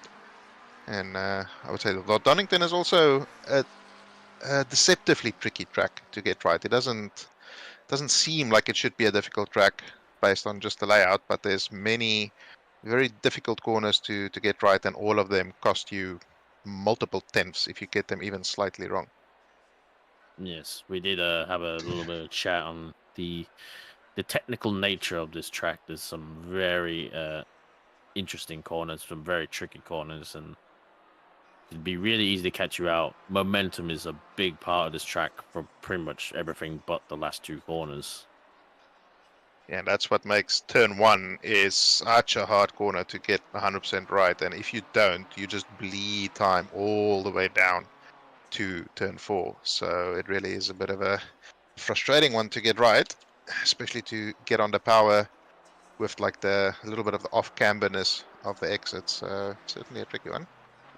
Absolutely. Its pre-practice time has ticked up, and we'll see what conditions we're going to get for qualifying. Just a reminder, qualifying is 15 minutes, followed by a 60-minute race for one mandatory pit stop for fuel, a minimum fueling time of 25 seconds. So that's the strategy on the table right now. So we have transitioned over to qualifying, and it's looking on the dry side. Fast track, yep, I believe. So no rain. Boo! We didn't get any rain in Split Yellow. Hopefully Split Green can have a little bit of a splish splash. Yeah, John was saying how excited he is for it to have some rain tomorrow in Split Red. So hopefully we can get some there. But it's nice and cool temperatures. So even on a fast track, I think we should see some pretty good lap times. And we have a couple of very, very fast drivers in this split as well. So I think it'll be an interesting qualifying session between the likes of Hind, Cook, Johnson. Cook, of course, now in the new Mustang, along with Jai Fisher, Christopher Taylor, and Jacob Weatherburn in his much beloved Mustang. Cries of joy heard around the world when the Mustang was announced. And then Hignett into the Lamborghini for this round, so that will be interesting to see where he can put the old Raging Bull. And yeah, what are your... I mean, we always do this. What's your predictions for qualifying? Who do we reckon will get pole? Not to tell. It's hard to tell. You got to look at more of the drivers than the cars, that's for sure. It's hard to, like, you know, we already had one Mustang in Split Yellow, and so we don't really. Yeah, they didn't do. It was Darty, Fleming in the Mustang, and he kind of looked a little bit all over. I think he was still kind of working out the car, so we really haven't got any indication of where it is at for this circuit. I think I looked at the Go setup sort of like master sheet, and I think it was on the quicker side at this track. I think a low 25, I think was the time that they had. So it can be the quickest car here. It's definitely a car that can be on pole. And you know, we got Cook. Cook's probably the fastest Mustang driver, I'd say, in this field. Sorry to the others. Not sorry. Didn't get any Christmas cards from you, so not sorry. But Connor Hind in a McLaren, a good car at this track as well. A very good car. I don't know if I can. No, I don't know if I can choose. Sorry. That was a very long way of saying I don't know. Yeah. And I mean, to be fair, Darty changed out of the surprised? Bentley. No, not really. But he changed out of the Bentley into the Mustang, so he deserves to struggle. I would say that might seem harsh, but I think he deserves to have a bad round. Really, if you move out of the Bentley. But I'm gonna be a little bit less. Had a bad round with the Bentley here, to be honest. That's, I mean, yes. See, as someone driving the Bentley, that's completely fair. But this is Bentley commentary right now. I'm driving Bentley. Now you are. Yeah, you don't just move. You haven't raced in it yet, so it's not technically a Bentley driver yet. But I'll be a little bit less wishy-washy with a prediction and say Hignett on pole in the Lamborghini. Interesting. Very interesting. As he goes right up to P2. First laps down, not an optimum track as well for this split. Split Yellow didn't have an optimum track. They had actually greasy. They were still had a lot of moisture in the field. So the evolution was very quick for Split Yellow, but dare say not going to be as quick. We might get optimum right at the end with this many cars on track. I'm not sure how many we have. I'm going to say just around 30. Definitely at least 25, 26. But yes, Hignett, good call. Connor Hind. I'll go with Connor Hind because I feel like that's pretty safe. It's a pretty safe call. He's just gone quicker. No, but recent performance justifies that prediction. But one person I forgot about, Liam Hamilton in the BMW. The BMW is very, very strong here, even with the bop. Only 6 kilos. Yeah, well, I mean, it's a very strong car here. It's a little bit under-bopped, according to some. I don't want to get involved in the BOP conversation, but it's a very strong car around here. And Hamilton has been very fast this season. He's had his fair share of little unfortunate incidents come race time, but in qualifying he's been very quick. So hopefully we'll see him up near the pointy end as well. And Benjamin Winton is another fast customer, but he was on an invalid lap on the previous lap there. So yeah, it's going to be, I think this is going to be one of those qualifying sessions where whoever does the last ditched effort right at the end of quali will have the best shot at just getting in as the track evolves throughout the session. Now think about it. This is probably one of the best balanced tracks in terms of like most tracks either favor front engined, mid engine, or rear engine. Well, like mid engine and rear engine kind of get, you know, it's only the Porsche. It generally does well at whatever mid engine tracks are. Mid engine cars are good. The tracks that it's good at. But I feel like between the two classes here, they're pretty balanced because the Ferrari and McLarens are still very quick around here, and probably the Lamborghini as well. We just haven't seen too many of them so far. But obviously the BMW is very strong contender. Mustang's obviously hot flavor of the month right now. I'm sure it's probably going to get railed in a little bit once they stop, putting a Ford badge on a Jaguar essentially. But anyway, whatever good front engine cars here. GTR does go good here. Can be good, capable of good times in the right hands.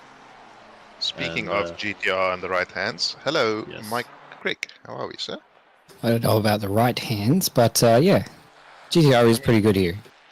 You do have a right hand, so you know there's All right, yeah, I'll pay that. Yeah, halfway there. halfway there, halfway there. But towards the pointy end there, we see Connor Hind. Your prediction still safe at the moment, but Hamilton has improved. He's only less than 2/10 behind Hind. The 26.4 on a fast track is pretty quick. But given the conditions and the evolution, I wouldn't be surprised if we do see them just maybe dip into the 25s. On a fast track, I know that's expecting maybe a little bit much, but the class of drivers we have in split green here, that's certainly possible. Hignett, Split yellow had in the race, because we didn't have optimum track for qualifying. What's his name? That's really professional of me. Hobbsy got a 26.2 in the race in this BMW. So I think, yeah, 25s are probably definitely possible. yeah, if he I would goes say optimum. so. Definitely say so. Given the, like I said, with Hindy and a couple of other drivers, Taufik has been. I'm not sure if he managed the 25 in practice. I think he got very close to it, but he's done a couple of zeros that I've seen while I was in the practice server, which will be absolutely grinding his gears, and he'll be looking to put in a proper lap as he does. A 26.7 there, that's going to place him third at the moment, 2.5 tenths off the lead. Gains a bunch of time into turn 1 and loses all of it on the exit. No, not all of it, but he loses a fair chunk of it. TCA. It's a lot of TC there. Yeah. I mean, he knows better than I do. Your Ferrari doesn't mind a bit of TC. Well, it has a functioning TC, so that certainly helps. Yeah. You know, it's not Definitely, like, yeah. some of the other cars, that's an on-off switch. But yeah, he's been driving it for many seasons now, so he's pretty comfortable with what settings works for him. Ooh, it's a little bit of grass, but he's still Really on a... wide. There we go. Jacob Weatherburn puts the Mustang on provisional pole. Look how close it is at the top there. Less than 4 100ths between the top three. Never mind. There goes Connor Hind. He goes a little bit faster again than Weatherburn. And less than a 10th between the top 4 now. So this is really spicing up as we approach just past the halfway point of qualifying. Yeah, track's only going to get faster from here as well. So I don't think 25s are out of question here. We've still got 6 minutes left. So track condition improves just enough. We could see just into those 25s, I reckon. Who painted that livery? Me. I mean, the Pixel Racer liveries always deliver, and this is just another example of an absolute beaut. And it looks fantastic on the Mustang, that's for sure. Well done, That's Michael. what 2/10, Frick. right? At least. Yeah, definitely. 2/10. Yeah. Special lightweight paint. Had a bit of a poor chicane there. I think that is probably the most frustrating corner. I don't know. One of the most frustrating corners in the game. Getting that chicane right. Judging the limits and where you can sort of place the car. But this occasion wasn't one of the good ones for him. He's I going to come dare say around. the corner before is more frustrating. Copies, the double right-hander. Copies. Copies. There you go, Benjamin Hignett. He is up by 1.2 tenths at the moment. That'll be in... No, now it won't be enough for pole. As Connor Hind has gone faster with a 0.362. And Hignett lost quite a bit there going through McLean's. There he goes through first light. Oh! As you were saying, that would cause some frustration if you're vying for pole and you have a little bit of a slide through there. I love he had that slide on TC off, and now he's gone back to TC1. Oh, and a bad run through the S's as well. And it's not a long run down to the hairpin, but when you have a bad run, you can really feel it. And definitely gives the car behind a sniff for an overtaking opportunity in the races, that's for sure. It's setting himself up for his next lap, for sure. This is the one part of the track where I felt like in practice, I'm not sure if it's completely accurate, but I feel like this is the one part of the track where the rear engine car seems to have a little bit of an advantage over some of the front engine cars. Just those last 2 hairpins. Yeah, especially the Porsche, yeah. Porsche gets really nicely on the power through the last corner. Well, at least the old one did. They haven't driven the new one here. Yes, good rundown. All this lovely sweeping And the all happened. It's really awkward corner. Yeah, Hignick didn't get that right at all. And it's going to lose hemorrhage time all the way up this hill. And, yeah, not great. Thankfully, it's a short track, so you can get a lot of laps in. But too many mistakes can happen. But P3, still a good banker right now. I'm sure he'll go faster still. He still has enough time for at least 2 more laps. Should be 2 more laps that he will be able to do. I think he's got his timing ever so slightly wrong, so he's going to do his final lap with quite a bit of time remaining in the session. But hopefully traffic ahead of him doesn't affect his last couple of runs. I think he has the time in the bag, he just needs to put that lap together, and this is, as we were saying, a track where that's not so easy to do. Yeah, he wasn't that far down, despite not having the cleanest of laps. And he had a bad run out of this exit, I was going to say.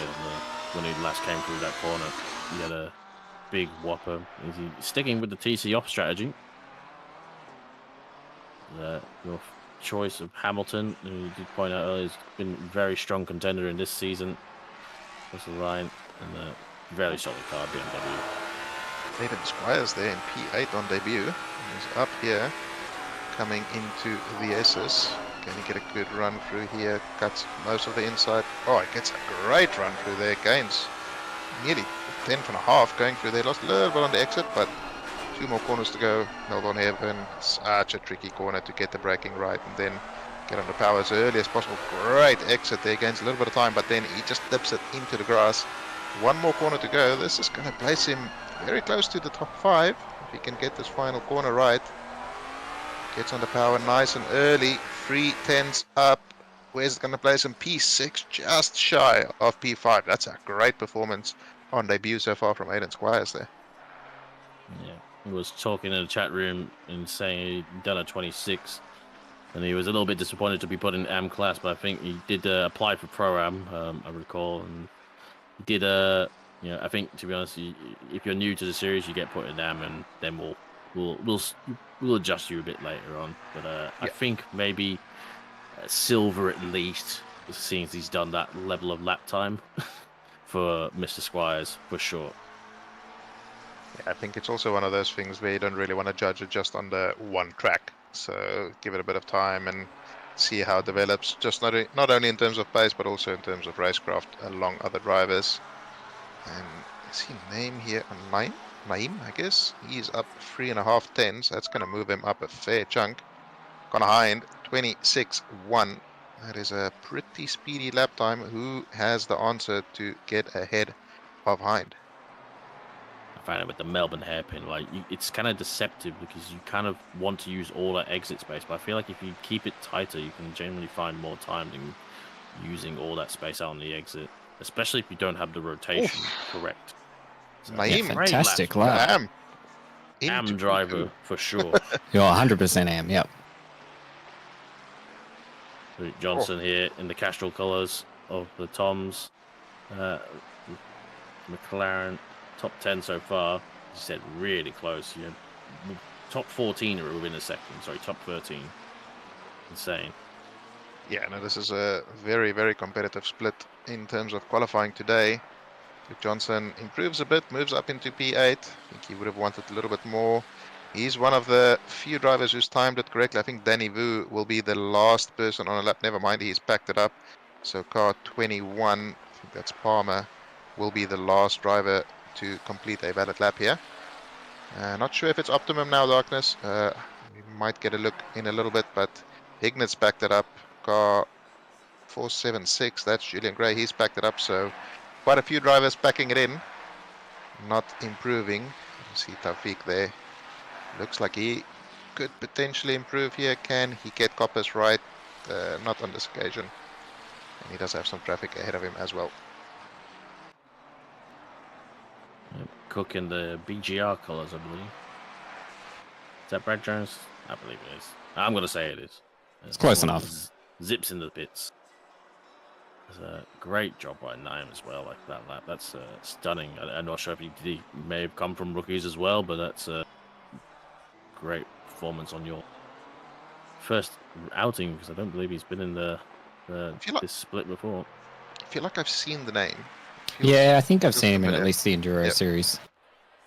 So, but anyway, still a fantastic performance, Christopher Taylor. They're unable to improve, and most of the drivers have completed their laps. And it's Oh, it's wet! raining. Right, we have some wet conditions. The rain dance has been successful. Oh, Aiden Squires improved into P2 as well after that. So Connor Hind, P1, Aiden Squires on debut on the front row, along with, sorry, I don't know Naeem's first name, but he is in P3. Jacob Weatherburn in the Mustang, P4. So we have McLaren, Ford, and then we have Hignett in the Lamborghini, Brad Cook in the Mustang. I think he'll be a little bit disappointed with that performance. Liam Hamilton in P7, Moyen Tafik in P8, Luke Johnson and Benjamin Vintner rounding out the top 10. And we see all pros in the top 10 apart from 2 that are not like the others. Can you spot the difference, chat? Well, Connor didn't get a 25, so I'm calling him washed, just officially on the record. Yeah, I mean, you should tag him in a chat room just to mention that. Yeah, I will. I'll make sure to do that post-race. But yeah, it looks as though it's going to be raining for the foreseeable future. Less rain in 30, but it's still sort of medium rain by that stage. So I suspect it might be 60 minutes of wetness for Split Green here. I think some might be happier about that than others. It's a very different track here in the wet because, you know, in the dry, you take a lot of advantage of the curbs, obviously, and you cut quite a few corners, even accounting for the pressure loss. You still do cut quite a lot during the race. So when it's wet, you take very different lines here compared to what you do. I find the track slows down considerably more than even some other tracks do in the wet. So it does make for usually some pretty interesting close racing. That first sector is very different when it's wet. That is normally a full flat downhill run to the old hairpin with all the grip and downforce that you have in the dry gone now in the wet, with wet slippery curves and people potentially going too wide on the first lap. Yep. Content worthy. So I guess the question here is, Aiden Squires, for his first race in Sprint Series, has he raced in the wet, firstly? And if he hasn't, how quickly is his heart beating at the moment, trying to figure out all the pressures and get everything set up nicely for his very first race here in the Sprint Series? Yep, bit of a trial by, well, I'm going to say trial by fire, but that doesn't seem quite the right expression, does it? No. Deep end, thrown in the deep end. At least there's some water involved there, I guess. But Trial by drizzle. Sure, we'll go with that. yeah, that's the very well-known saying of trial by drizzle, by light drizzle in England, which is pretty standard fare, I guess. As they roll off on a formation lap, everybody will be hoping they got their pressures right. Everybody will be hoping their strategy is set up correctly, and most importantly, everybody will be hoping they are on wet tires. Oh, that's not. That's Naeem with his great qualifying. That's P3. What are you doing there, sir? Oh dear, no. And Brian Kong as well. So, wondering what happened there. Maybe he was too focused on setting up his tire pressures or something and just forgot to click drive. He was on dry tires in the pits, so he wants to change that for sure. Oh dear. Maybe that's why he's in the pits now. Would it be better to just not take the start if you've accidentally selected dry tires for the start? I think I would. But yeah, it's pretty unfortunate there for him. But yeah, Connor Hind in the McLaren. So this is where, I mean, these wet conditions, I love racing in the wet. And it's certainly a bit of an equalizer. There's some cars that aren't as strong in the dry, but then shine a little bit in the wet and vice versa.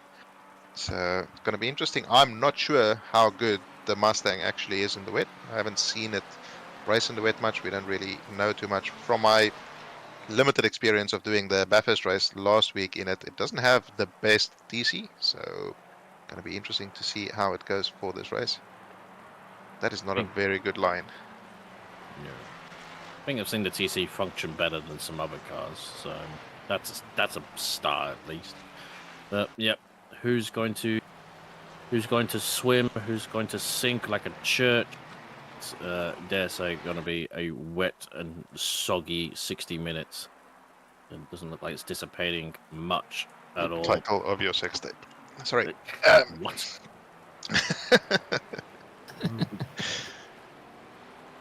Don't break the NDAs. You can do the start now. Well, thank you very much. As we see, Connor Hind leads Aiden Squires You have and to mime Jacob. the start, sorry. Okay, I'm miming, but I'm also just subtitling what I'm miming. Coming around the final corner, Aiden Squires in P2, Jacob Wedderburn with a freebie up into P3, Benjamin Hignett, Brad Cook, Liam Hamilton, Moyen Taufik, Luke Johnson, Benjamin Wintene, Christopher Taylor is your top 10. We are about to go green for split green, and they are off. That's a good start for both on the front row. Hignett right on the back of Squires. Can Squires hang it around the outside? He certainly tried to, but not quite able to do it, and that's going to allow Weatherburn up the inside a little bit. No, not enough space there, and Squires is able to hold on to P2. Oh, Hignett gets into, I think that was Brad Cook, who's up into a wall. Teammates come to blows there. That is going to be a little spicy chat for the teammates there, but everybody else seems to be going fairly okay. We see another yellow flag there, car number 13. I'm not 100% sure who that is. Parker as well involved in a lap 1 incident, things that never happened. Connor Hind is quite far ahead at the moment, and Hignett is piling the pressure on to Liam Hamilton, but he may be looking at a penalty after the stewards review that incident with Brad Cook there, and he gets a good run coming out of Coppers down towards the S's. Will he be able to go side by side? No, BMW has the superior straight line speed, and he has to sink back behind Hamilton. Oh, very late on the brakes. That's very brave in these conditions, but he settles down behind Hamilton, and we see Weatherburn putting a lot of pressure on Squires, Hamilton putting a lot of pressure on Weatherburn. Weatherburn up the inside of Squires. Squires just going ever so slightly wide, and he gets squeezed to the outside of the track there. Weatherburn up into P2, and now Squires is going to be under pressure from Hamilton behind him, and Hignett had a bit of a poor run coming out of the old hairpin there, and they're free too wide at the back there. That is lap 1 done, and Connor Hind is away at the front. Hamilton on the outside now of Squires. Squires definitely that trial by drizzle happening here. Yep, then unfortunately just lost that position there. As Liam, sorry, God, I've lost all my names. Hignett also going up the inside there, so dropping a few positions there, Squires, unfortunately. Maybe not having that experience in the wet like he was saying, Peach, but he's still holding on, and hopefully he can get into that rhythm. It's a tough ask here, as we see. We're on board here with Taylor, who's chasing down Johnson in that lovely Castrol McLaren, and as they go up into the next section of the course, Squires under attack as well. He's just losing positions here. The pressure maybe getting to him a bit, or maybe he hasn't got the tyre selection right, or something's a bit different there, but he's definitely struggling here. Hopefully he can get back into it. Yeah, I think Squires is running quite a high TC setting. His lines are all right, and his, to be honest, not exactly like braking super early for these corners. I think he's getting mugged on the exits a lot, and oh, that's awkward for both of you running through that as Taylor gets through in the other Mustang. And it's Taufik looking like having to defend from Wittner into the Melbourne hairpin. Oh, there's a Hignett and Hamilton close up ahead as Taufik gets up the inside and clears Wittner as well. As they go side by side. Hignett's going to have the desired line, goes a bit wide. Oh, there's a little touch as well. Thankfully, they're both still facing straight. It's been a good first lap as well for Johnson's, made up a bunch of places in the McLaren. As they run down now for lap 3. And lots going on. We did see Graham Hill in the BMW, number 14 BMW, who was one of those unfortunate casualties in the first lap. He did have some front-end damage as well.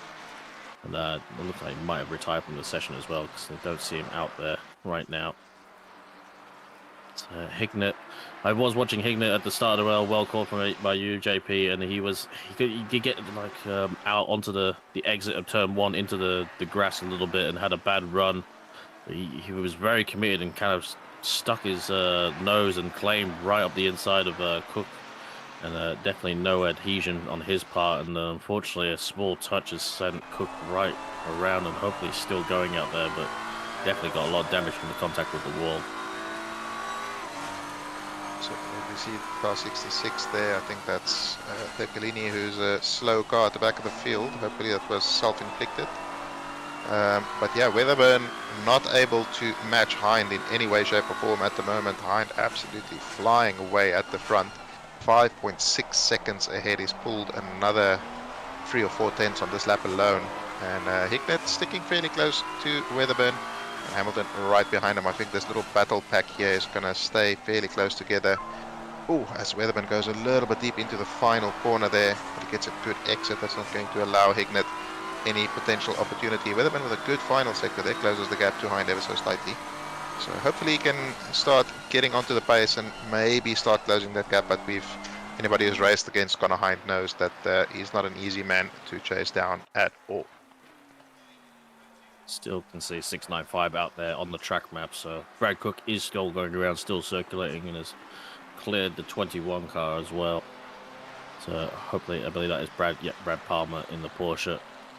Hopefully he can recover well. I was going to say, like, we saw Walsh had a very bad as Weatherburn and Hignett going side by side into the going up now to Coppius, and has cleared Weatherburn, so maybe good run there from Hignett surely, and maybe had a little bit of a bad run from Weatherburn from Hold Hairpin, because it's not usually where you see cars at play. Oh dear, we've got some yellow flags out from Hold Hairpin. 844, 277, 64. What is going on down there? Will turn this car around. That's a lot of cars involved in a lot of incidents there. And yeah, Hignett is absolutely... Oh, Hignett dips it into the grass. Will that allow Weatherburn an opportunity? No, it's not quite close enough. And he's sort of semi-defending against Hamilton as well. And Luke Johnson right there to pick up any scrap should these guys come to blows. Hayden Squires has dropped all the way down to P10. So yeah, this wet weather not really suiting him on his first go-around. But let's see if Hignett has the pace to maybe start closing that gap to Hind in the lead. We see Taufik there get the fastest lap of the race. Oh, that's deep. Wherever that's too quick, and it's going to be gravel for you, and a bit of grass as Johnson goes past, and here comes Taylor as well. And a bad run Taufik's going to be on him by the time he gets down to the hairpin, surely. It's just far too deep there from Weatherburn, whether it was too late on the brakes, whether he kind of just got the tyre locked a little bit, whether the ABS kind of just gave up. I think, yeah, going to be interested to see how these the electronic aids in the Mustang are going to do it in the wet, because they've probably been taken from another car, to be honest, haven't they? Probably, as we get a replay of the chaos. We see McLaren there go off, rejoin. Oh no! Oh, Peccolini hit. Oh, that is very unfortunate there for Peccolini. That's one incident that happened there. So you did see Stimson go.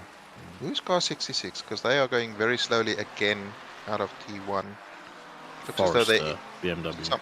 Somewhere in the middle of the track, not on the track. So that grey bit's the track, Forrester. Things are going poorly. Let's just say that. Certainly one way of putting it. Grey bit, grip. Green bit, no grip. It does change it a little bit when it's as wet as this, because yeah, your grip conditions are slightly different to what some people are used to. It's always a good idea to do some wet practice, but that might be what we're seeing, sort of costing Weatherburn a bit there. Maybe just didn't do enough wet laps around here. It is a brand new car, you know, he probably hasn't had heaps of time to mess around with it. As we go and look back, where are we? This is the start. Yeah, this is the start for Hignett. Yep. So we lost some time there. Yeah, he gets a bad run. Then Cook has a bit of a slide, and he just... That's a tough one to call, actually. Yeah, I would rather not put on my steward's hat for that. Yeah, that's... I think it was like a bit brave from... I don't know. It was... there was risk, and someone paid the price. Just sit on this fence as long as I like. Yeah, no, I'll join you on the fence in this one. But I'll sit on it. Just a dear, that's deep. That's quite deep by Matthew Bolt there. Oh, it saves it. It's going to be under pressure from Fisher just behind him now. Barker on the recovery, and so it's going to be interesting to see. Brad Cook, he's done his pit stop, and of course he had apparently 40 seconds of damage, so it'll be That's interesting what to happened see to what he can recover Barker, to. the black Ferrari. Oh no! Oh. And that's Okay. oh, that was Hill. So Hill went on the grass, and Hogan brakes. Ooh. Oh, thank goodness. Yeah, Julian Gray scared there. And so yeah, Hill was just out on the grass trying to accelerate and turn, and the car went round, and then Barker unfortunately got caught up in that one. You can have that one off. Just ask Graham Forrester how quick it is on the grass, and you'll realize why that was a mistake there from Graham Hill. But yeah, Chris Taylor. Taylor looks like the strongest of the Ford drivers, to be honest. I mean, he's leading him, but going really well out there. Weatherburn started very well, and he's just sort of dropped off a little bit now. Not sure if he's just, I don't know, maybe the tires aren't 100% correct or whatever the case may be, but he's just struggling a little bit now, dropping down from P2 down to P6 at the moment. Got a much better exit there, though. It's challenging now. Just backs out. He doesn't want to get too close. There's Taufik now has something to think about. He put an opportunity. I was going to say Taylor went well and suddenly had a bad few run of corners, because that's what commentary curse is all about. Taylor, very experienced operator, though. You know, knows, might be a different car, but he knows how to drive for sure. Yeah, Weatherburn just, I mean, he's in that awkward position where if he doesn't want to attack Taylor at this moment, he can't be passive, because he has Taufik right behind him, is looking very, very fast. He's one of the few drivers who's been sort of matching Hind in terms of outright lap pace. And so he's not going to want to be sitting behind Weatherburn for too long. And the question is, I mean, with the fact that it's looking like it's going to be rain for the rest of the race, do you, if you're stuck in one of these trains, do you just dive into pits, maybe chuck some fuel in and then try and run in some clean air? Or do you just sort of stick it out and hope you can overtake them when the pit stops do come around? Yeah, it's a good question, because I imagine most of the drivers would have filled up pretty heavy, expecting, as we see... Bye, Barker. Bye-bye, Barker. Going off in the background there. Big F's for Barker in the chat. Yeah, it is interesting. Most of these cars probably running very heavy fuel, just going to go for a short splash and dash in case it gets dry towards the end. So I'd imagine... Yeah, you could take it a number of different ways. If you are stuck in traffic, Donington's one of those tracks where you can absolutely just get stuck in a train if you don't have, more than 4/10 of pace over the driver ahead. And it's very hard to make an overtake here unless you've really got that pace. So, yeah, it's a good shout, Peach, whether you might see some drivers opt for an early pit stop and try and get out of these big trains. I mean, if you look at the track map, like, it's pretty tightly spaced all the way around the field. It's a couple of gaps, but not many. And it's also with the wet weather, you don't have to change the tires. It's not going to be the same negative effect that in dry, if you don't change the tires, they do drop off after the pit stop. But the wets will stay on a lot better than the dry tires potentially does. So you're winning that 5 seconds in pit stop as well. So yeah, it'll be interesting. We finally get confirmation there of his name, Amirul Amain. Okay, good to know that. You see Hignett there, first driver into the 31s. Can he start to chip away at that gap to Connor Hind in P1? Yeah, sorry, I was going to say with the strategy option, obviously at the start we only knew halfway into the race, like half an hour into the race, what the conditions were going to be, but now we're about 13 minutes in. If it is going to suddenly dry up in half an hour, it's only going to be a short stint on if you have to change tires, so it's a lot easier decision now than it was 13 minutes ago, that's for sure. And I think you can afford to probably... I think it's Connor Hind definitely not running TC on the maximum setting. Going for a little drift on the exit when it comes down to the S's. But yeah, definitely an easy decision now. I think the wisest drivers probably would have just fueled up and probably just, just to make sure if they had to go long on the wets, they could, just to be safe. So Johnson looks to have gone ahead of Taylor now. He did cut the chicane a fair bit, but yeah. It looks as though, Hignett, obviously with the purple lap there, it looks as though he does have the pace advantage at the moment. just pulling away from Hamilton quite a bit and starting to spread out in that sort of top 4 at the moment. But Taylor still in it, and then these guys not too far behind Johnson. So top 3 is spreading out, I should say. But apart from that, it's fairly close for the rest of the top 8 at least.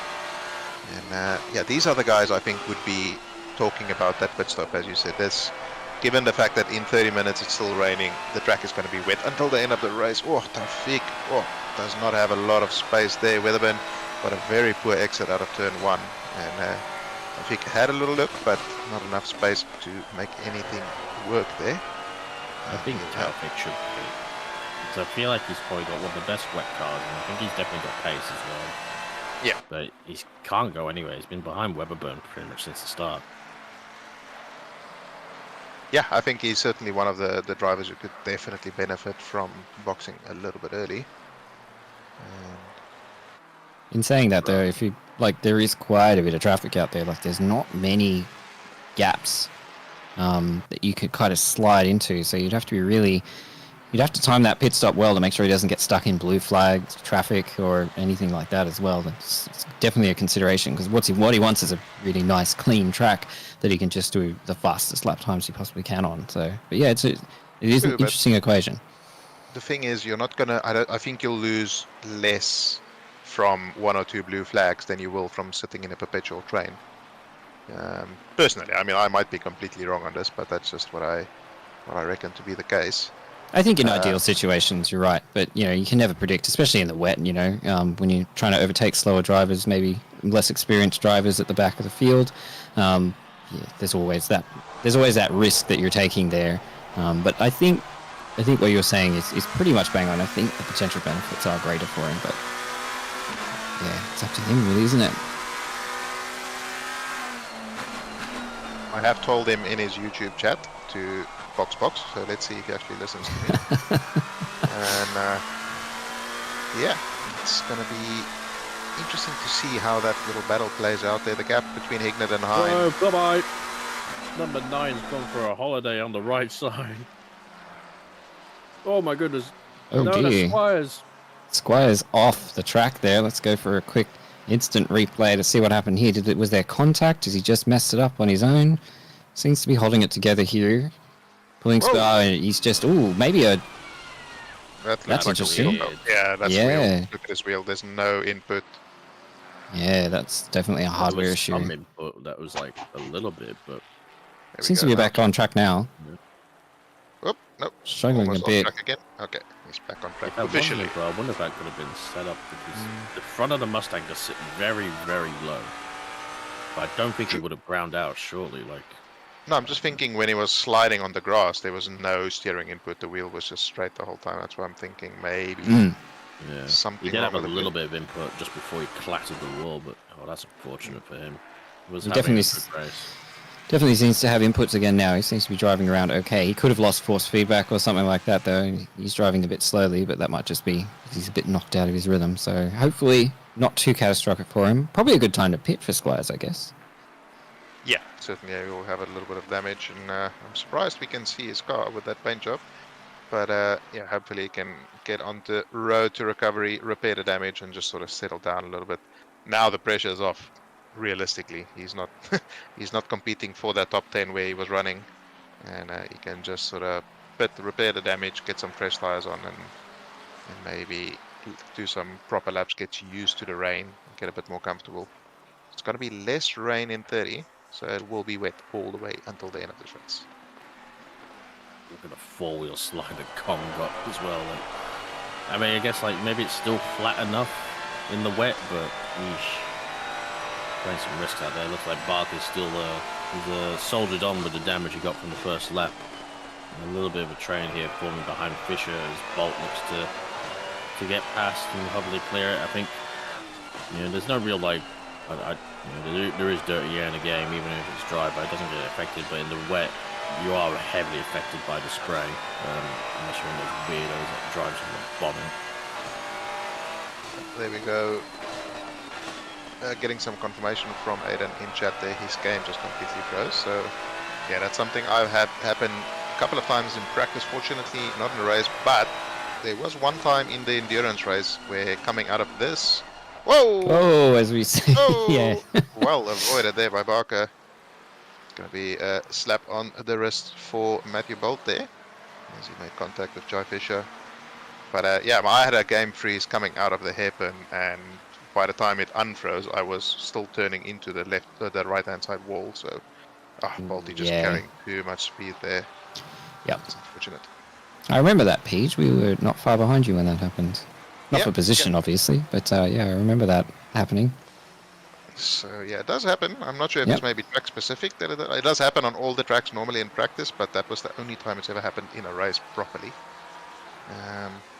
Yeah, we see Jai Fisher has lost a couple of positions there. Julian Gray started from, I think he started from the back. He didn't qualify, I'm not sure, but he's up to Pete. No. You had to say it. Oh all right, Julian. That's entirely on Peach. That one. That's all Peach. I didn't even give the compliment yet. God damn it. I mean, okay. Well, to be fair, his team name is last place in 3-2-1, so he brought that on himself technically. But I was just about to say he was doing well. Anyway.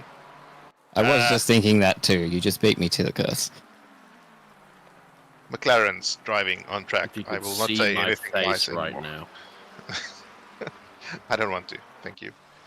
But yeah, at the front, Hind has pulled the gap up to 7 seconds again from Hignett. Hignett is 4 seconds ahead of Hamilton. Johnson is 4 seconds ahead or behind Hamilton, and Taylor is 1.4 seconds. So it's really spreading out there. Taufik has gotten past Weatherburn. We didn't get a look at when that happened. So he's trying to put the pressure onto Taylor now. Benton a little bit further behind then, and then your lead AM driver, he was not one we were mentioning in qualifying, but he's had a steady race so far, and he's up into P9. John Carter there with Danny Boo in P10. Yeah, having a steady race can really pay off in these kinds of conditions. Ooh, as we see, Costa right on the back of Vu here. It's Vu, Costa, and Greco, all three McLarens just in a line here, chasing each other in the wet. This is definitely the kind of racing that Donington can provide, and the wet just makes it just that little bit closer because it just brings everyone's pace down a bit. But it's very risky chasing just this close. Oh, that's a better exit there from Costa, but he's not going to have the overlap. No way is he going to go for a move here. Vu taking a very defensive line into the chicane, probably a bit slower than expected, which has invited Greco to actually have a bit of a look, but he didn't get alongside enough. He backed out of it, and now they're going to have into the hairpin. Looks like he's got the better exit. He's alongside. He can do the move, and it looks like Costa's just gone too wide there. Yeah, just really? knocked that too up wide? a little bit. Yeah, I mean, yeah, it's a line. It's a line. It kept it on the grey stuff, as we were saying earlier. You know, that's the thing. Oh, as we see Costa there getting, unfortunately, a 15-second penalty for one of those collisions there earlier in the race. Yeah, I think that was when we saw the bit of the flustercluck a little bit earlier when he was Black McLaren off track rejoining something. So yeah, unfortunate there for him. He was trying to put the pressure on to Vu and instead lost position to Greco and almost to Ash White as well. But yeah, Taufik is really caught back up to Taylor now, piling the pressure back on him. He's really getting into that window now where the pit stop is definitely worth considering. And these guys, I think that Taufik has the pace for catching at least Johnson. I think the gap to Hamilton may be a little bit too big at this stage, but he can certainly get that P4 from Johnson if he can just clear Taylor fairly quickly. Got to say, the Ford's not looking particularly strong here in the wet. Like both Taylor and Weatherburn are no slouches. They're quite pacey individuals, so you'd imagine them to be doing pretty well, but they do seem to be struggling just a bit. I mean, they're sticking in the top 10, but they're definitely not quite hitting the same pace they were in the dry. So an indication that just more setup work to do to figure out what makes the car tick in the wet, or it might just not be a strong performer here. Darty, it does look like Katy Perry. Yeah, certainly. I was purposefully not mentioning the livery, but I guess we can't avoid it now. So if you hit him on the back, can you just sing "I kiss the grass and I like"? No, never mind. I will not do that to the people. Thank you. You're welcome. But yeah, Taufik certainly looked. Ooh, he goes quite wide there. Manages to pull it back in. Weatherburn not too far behind him, so he's keeping up. Maybe Taylor is just the sort of cork in the bottle here a little bit. I don't know, the didn't Mustang even- has an LED strip on the rear window for some reason. It is American. It's like the only car. Interesting to see at the front as well. Hignett 5.8 behind now, so he's brought that gap back down by 1.2 seconds. It was, yeah, I was going to say it was 6 seconds, like literally a lap ago when I just checked in on that one. Honestly, I think Taufik could be in top 3 position if he wasn't being held up right now. Yeah, He hasn't been pace-wise. anything other than right on someone's bumper. No, Ooh, that was almost really the wings. curse. Oh, and a bad exit as well. there. Just the salt. Maybe commentary curse at work, right live in session as ever. We'll see what happens. I think Johnson's kind of just enjoying himself right now there in sort of his own little land. He's got pace over the Fords and the Taufik, but not enough to go after Hamilton. Yeah, to be honest, I reckon Taufik maybe has the pace on Hamilton if he wasn't stuck behind people. But yeah, that gap is probably way too big. But yeah, Hignett taking another half a second out of Hein on this lap. So Hein just having a poor lap or two here. Or Hignett just absolutely flying at the moment. I'm not sure, maybe a combination of the two. But yeah, that gap really coming down now and getting into sort of the general pit window, I would suppose. And we see Taufik with a 5-second penalty for causing a collision on lap 11. I can't remember if we saw that, did we? Yeah, I can't remember anything from Taufik there, but it's a pretty minor penalty, so probably just a small shunt there, only 5 seconds, so probably wasn't a big one. Might have been why we missed it, but yeah, unfortunate there. Now he got to pit now, don't you? Now's the time to pit. Get rid of that 5 seconds and just focus on your pace. Come on, Taufik, do it. Do it. See car 6 there going very slowly in the background again. That's Brian Kong. Looks as though at the old hairpin he did a bit of an unalive. But yeah, Taufik, I know a 5 second is not a big penalty, but when you're in such a tight battle, that's a huge penalty. It's really going to affect that little battle group that they're in at the moment. Yeah, and he's not gaining that back if he's sitting behind that big fat Mustang butt for too many laps as well, so I definitely would be pitting now. Yeah, I wonder if some of the Mustang drivers kind of panic is like, oh, I barely have a dry setup, I'll just run the default wet setup, which default setups, in my opinion, is not great on those things. I don't think it's generally, probably can't imagine it's going to be the best car for the wet either. The natural layout. It doesn't seem to be as understeer as the GTR, but I'm not sure if it has the. I think the GTR just kind of does well in the wet just from being able to just hoof it with the turbos. I'm sorry, there are cars that are as understeery as the GTR? Yes, they're called cruise ships and trains. Those aren't cars. Well, Churches that's what understeer we more. have. Churches. Small African countries, pretty much. Yeah. So, Oh, The world understeers more around the sun. You're seeing Connor navigating some blue flag traffic. A GTR fan himself, by the way, Mr. Connor Hine. He doesn't drive it much anymore, but we might just see him in it sometime in the future. I'm banking on it. He's been laying down some hints, so I'm keen to see what his pace can do in that car, because that'll be a lot of fun, I think. But quite a decent problem lead is now. he enjoys winning, so therefore that makes the GTR a little bit less favourable of a choice, I would say. Not to I think if it was a offend. GTR, he could win at these conditions, to be honest, because I think the GTR would be quite good at these It conditions. would be quite strong in these conditions, definitely. It's pretty good. Although with the 24 kilos that someone decided it was supposed to be added to it here at Donington, it might not be quite as strong, but it would still be a pretty good contender here in the wet. Probably better than it would be in the dry, I'd say. But Connor doesn't really need to worry about that because he's keeping that gap. I think, he lost a couple of seconds a few laps ago, but that might have just been traffic or he's just managing his pace. He's in the prime position at the moment. 5 seconds is a reasonable enough gap. He's not being too concerned about things. Going back to a very, very sad looking Mustang there. Quite a bit of damage on Mr. Cook's car, but he's making his way up the field. He's back up to P21, so good on him for going for the recovery drive. You could say that the car looks like a shell of its former self. You could say that, Peach, but I'm choosing not to. Okay, well, I did. So, Look at yeah, the he's front ride height difference between the Mercedes and the Mustang.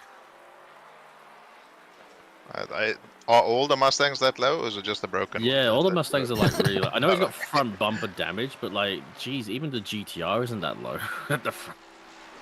The GTR's not low. The GTR's like practically on. It's a truck. Nah, GTR is pretty low if you like look where the floor is. It's a good thing the floor Oh! Whoa! As we see the Mercedes there, it doesn't matter how low it is or it isn't. Stimson there getting very wide at the old hairpin. Very easy to do and much easier to do in the wet, especially in a car like the Mercedes, which is very tail happy. Unfortunate. He held it together well there. He didn't lose too much time. He is under threat from Julian Gray now. But Brad Cook... Look, Brad Cook's done his pit stop, to be fair. I'm sure he's fixed the damage and we're just still seeing it because Kunos things. So it'll be interesting to see where he can end up because he's up in P20. He has done his pit stop. Everyone ahead of him still has to make a pit stop. So he's going to gain a fair bit of time. So I'm curious to see where Cookie's going to end up once all the pit stops have been done. But I still think we're a little while off yet as there is a car off on the track. Aiden again, unfortunately. Not having the best race, but he did have an excellent qualifying, and I hope that that's what he takes out of this out of this race. You know, he's so right up there. Confirmation: Brad didn't fix the damage, so he's losing maybe a little bit just in terms of pace. Although 132.6, so he's not that far off the pace. So I did take a mental note a few laps ago of where Cook was relative to the 705 of the leader, and he hasn't lost much time in relative to the leader behind him in the last few laps, so I think he's got good pace out there. Yeah, his pace seems solid, so I think he might still be on for a top 10 here should everything go well, but that would be a very good recovery given his, shall we say, iffy start. Julian. I didn't say anything about Julian. None of us said anything, so no, you can't blame us for that. You get for Julian. I've been in this place before. Oh, just dipped it onto the curb. Yeah, unfortunately, just done that all himself. Very easy to do here in the wet, especially in the Honda. It's not the greatest wet weather performer. I've driven it in the wet a few times. It's a great car, I love it, but in the wet, it can be a fairly significant challenge to drive that car. Are you sure it's not good in the wet? John seems very excited about the potential rain that we'll have tomorrow after he's switched to the Honda, so maybe because he's all about driving the Bentley in the wet. The Bentley is really good in the wet. It's fantastic in the wet. Is it? Yeah. I feel like I keep. Oh my god, Kong! Okay. Oh yeah. Give him a penalty just for giving us a heart attack.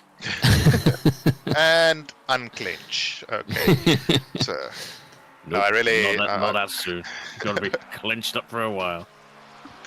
I haven't raced the Bentley in the wet yet. Too wide. He's through. He's through there. Yeah, he's clear. But I did some practice at Misano in the wet last week, and it felt very good there. So I'm not sure if it's. I should confess, everything I know about the Bentley is rubbish because the only Bentley I've driven is the old Bentley, which was horrendous. Okay, well, your opinion is moved. If you want to know what intrusive TC is like, drive the old Bentley. A couple of seasons ago, we did a classics. I think it was a Bentley only race, but it was only the old Bentleys at Nürburgring, and it was freaking awful. It was really just a terrible thing. We did the classic cups and like a classic old series. It was like V12s and all that stuff. And I just remember between it was across the whole season. It's like TC3 is like no TC, and TC4 is just like all the TC. Lever is just like because the Bentley has it just has very like spooly turbos on the V8. So it's like, but as soon as they spool, the TC just goes. Yeah. So we see Jacob Weatherburn exiting pit lane there. Let's see when he gets out. But Brad Cook is rounding the final corner now, and he's not going to be that far behind Weatherburn, who was running in P7. So I'd say Brad Cook is on for maybe P8 at the moment, given where he's sort of circulating at the moment. Benjamin Hignett goes faster than Hind did on the previous lap. These guys are having a little bit of a ding-dong. I'm going to say that gap is slowly coming down every few attempts. I was going to say, I don't think Brad Cook called out his number on Hignett. But even if they did look at it, they clearly said there's no penalty. I wouldn't be surprised if that was given a racing incident. I mean, none of us were prepared to make a decision on it, were we? I'm pretty sure that was just unfortunate. Lap 1, rain, wrong place, wrong time for both of them. You know, yeah, cost Brad quite a bit, but I'm not sure I'd be willing to give Hignett the big stick there for basically just kind of holding his line. But I don't know. I'm not a steward, so I'm not going to talk much more about it. They seem to have made their decision, and it's play on, and I'm pretty happy to see it just play on. Have an opinion. Throw the book at him. Throw him to the wolves. My opinion is racing incident for that. I think Cook is owed one zinger box from for sure. For sure. Yeah. At least a zinger box, but nothing. Everything is forgiven as long as he gets his zinger. I think he probably didn't call his number. Names, on the other hand, may have been called. Hand gestures. Hand gestures off mic things, yeah. Moment. But yeah, no, it's such a. I mean, we've raced a couple of teammates in split rate for a couple of seasons already, and when you get involved in an incident with a teammate, it's just the most awkward thing. Because you want to. With Kovacs, isn't it? Well, yeah. Okay. Anyway, so Connor Hind is 4.7 ahead of Hignett now, so the gap keeps coming down, but not really coming down enough for Hignett to really be challenging for a win. It looks as though Tafiq's pace has stabilized a little bit. He's not really putting the pressure on Taylor anymore. When Hamilton here is having what can only be referred to as a very boring race at the moment. He's really in a bit of a no man's land there, all by himself. Maintaining a good pace, though. He's got a good pace here. He doesn't seem to have the pace to catch Hignett, but he's also not really under threat from Johnson or anybody else behind as well. So it's a comfortable position. I mean, there's worse ways to get a podium, that's for sure. Yeah, exactly. A boring podium is ideal. Think anyone's going to take tyres? Well, that's a bit deep. No, I think it'd be pretty unintelligent to take tyres. Yeah, definitely not going to dry out enough. Even if it does dry off just a bit, your wet tyres are still going to be the optimal tyre. Clarence is on the back of the BMW. Who's Clarence? Clarence from the Big Les show. What the hell is the Big Les show? No, am I just too old for this reference? What we're looking at. Whoosh. Chat gets it. Someone in chat, I'm sure, will get it and tell me I'm an old man. Clarence is basically the character that every other character bashes to death and just beats up in that series. Copy. He's got a head like a potato. He's looking to get beat up a little bit here. He's got a bit of a challenge right on his ass there from the McLaren. Holding on to it. Defending pretty well.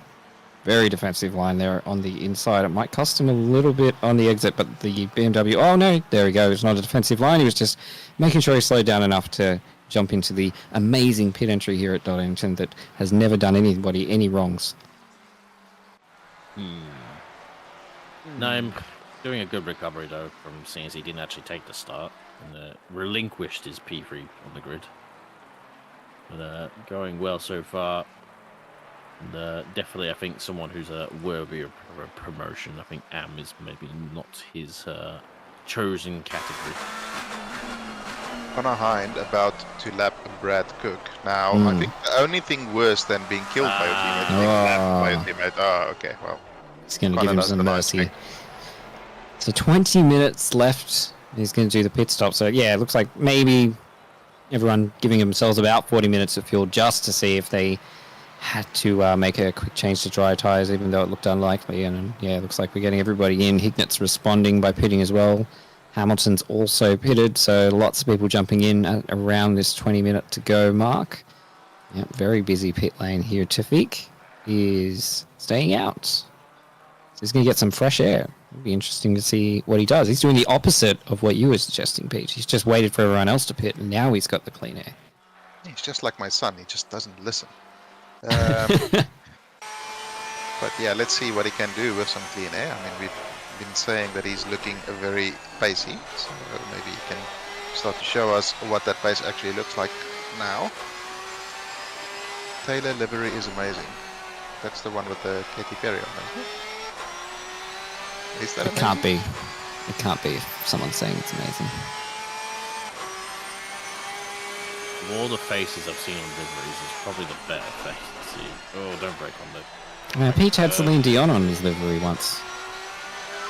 Oh Much yeah, better. there was that one. I'm thinking of other atrocities. John had my face on his livery. That was nice. Yeah, there was Don't someone say it, else. shush. Yeah, there was something else. Something There in was the a- darkness. There was a Doug. I think it was Doug Wilson last season or the season before, wasn't there? With Yeah. the The absolute faces. atrocity. It's featured in a couple of seasons, actually, that one. I had to commentate that whole split for the whole season. I had to see that. We are looking at Johnson here, who's also pitted. Stop go 30, Johnson. That's Oh, not- no, it's a stop go 30. What's he gotten for that? How has he managed to get that? Speeding pit lane. Yeah, it that's must only be. served afterwards, once you leave the pit lane, though. He might have already done a stop, and now he's serving the first stop. Yeah. It's probably just doing the stop go now, and he Red probably. drive-through. Yep.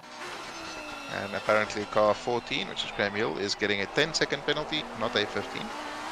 So that'll make him feel better, I guess. Potentially. Whoa, look at Hignett is half a second behind Hein. Yeah, he's gained. Wondering, maybe Hein decided to take tyres? I reckon that may be more of a pit stop error. That's a big pit stop error though, 5 seconds. Maybe he took tyres by accident. If you get shifted, it's still at least 2 seconds. You know, maybe like a little bit of a squirrely exit, a bit of a bad run. It could just add up like that. And they'll 10-second penalty for ignoring blue flags. Not ideal. Fight for the lead. Ryan has got something a bit more to think about, a bit more immediate. 18 minutes. Nowhere near the end so far as a car going off ahead, and that's really not what you want to see. And frankly, it doesn't really cost either of them. Cost Hind a little bit of time there. He's right up on the back of that diffuser, and the McLaren going in. God, he's wrestling that Lamborghini around as they both go off the track. Next week.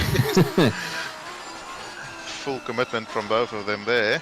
Swerving on the braking and everything.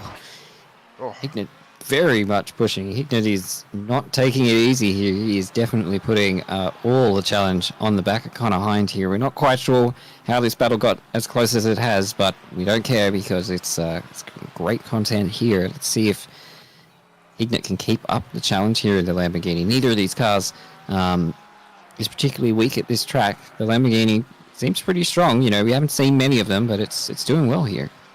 I think the Lambo's probably an easier car to get on the power here, especially in these conditions. The McLaren, sorry, is a bit wily on power exit with all the turbos. Lambo might be having a little bit easier time of it as he goes. Oh, you were saying, sir? That's not power exit. That's just getting it wrong. Hey, your powers of commentation cursing is just on point there, Cam. Well done. Yes. Lucky I'm not commentating your split page. Oh, we have a car Up off. ahead. No, he's got to hit it. Oh. Wade. That was not good from. That was unpleasant from the other McLaren that came in there. So Bolt getting a bit of a slap across the nose. Gee, is this an incident or is he just It's already wide. overdone the corner a bit? Too much of the curb and no, he managed to keep it up. Okay. Do what I'm gonna think you're gonna do. No, so he's lost speed there, and the Ferrari, I'm not sure which Ferrari that is, but that Ferrari has just taken a little bit too much of a line, and it has definitely cost Hignett a bit. That's going to make Connor Hind breathe a little bit easier now. unfortunate incident for Bolt, and I'm not sure who that McLaren was that hit him afterwards too, but they're going to be carrying a bit of damage as well. And that was Rotatory with the zero awareness skill there coming through Coppers, unfortunately, just drifting into a stationary McLaren there. Well avoided by Hignett, but as you said, very costly on the timing board. Lost him, well, 3 seconds roughly. You see there, Brad Cook, he is in P8. I don't think he's closing much on Weatherburn since he came out of pit lane. Weatherburn, however, is very close behind Vintner. And that's deep by name there. Manages to slow it down. Danny Vu running in P9, so he's having a very good performance. Oh, he's ahead. Yep, Okay. looks like he's gotten the overtake done. He's done it on the outside of the hairpin, squeezed him onto the inside. Oh, one trailer park girl goes around the outside. Great move there by Weatherburn to keep it alongside. And then he goes around the inside. Ooh, a little bit of contact there, but play on as far as I'm concerned. Yep. So how Good. do you get ahead? Move there. Melbourne hairpin, you can go side by side. That final corner with that off camber, you cannot go around the outside. Or if you can, then you're a significantly more talented driver than I am. I've gone side by side through the whole Mercedes Nürburgring. That was pretty fun. I once had a pink popsicle.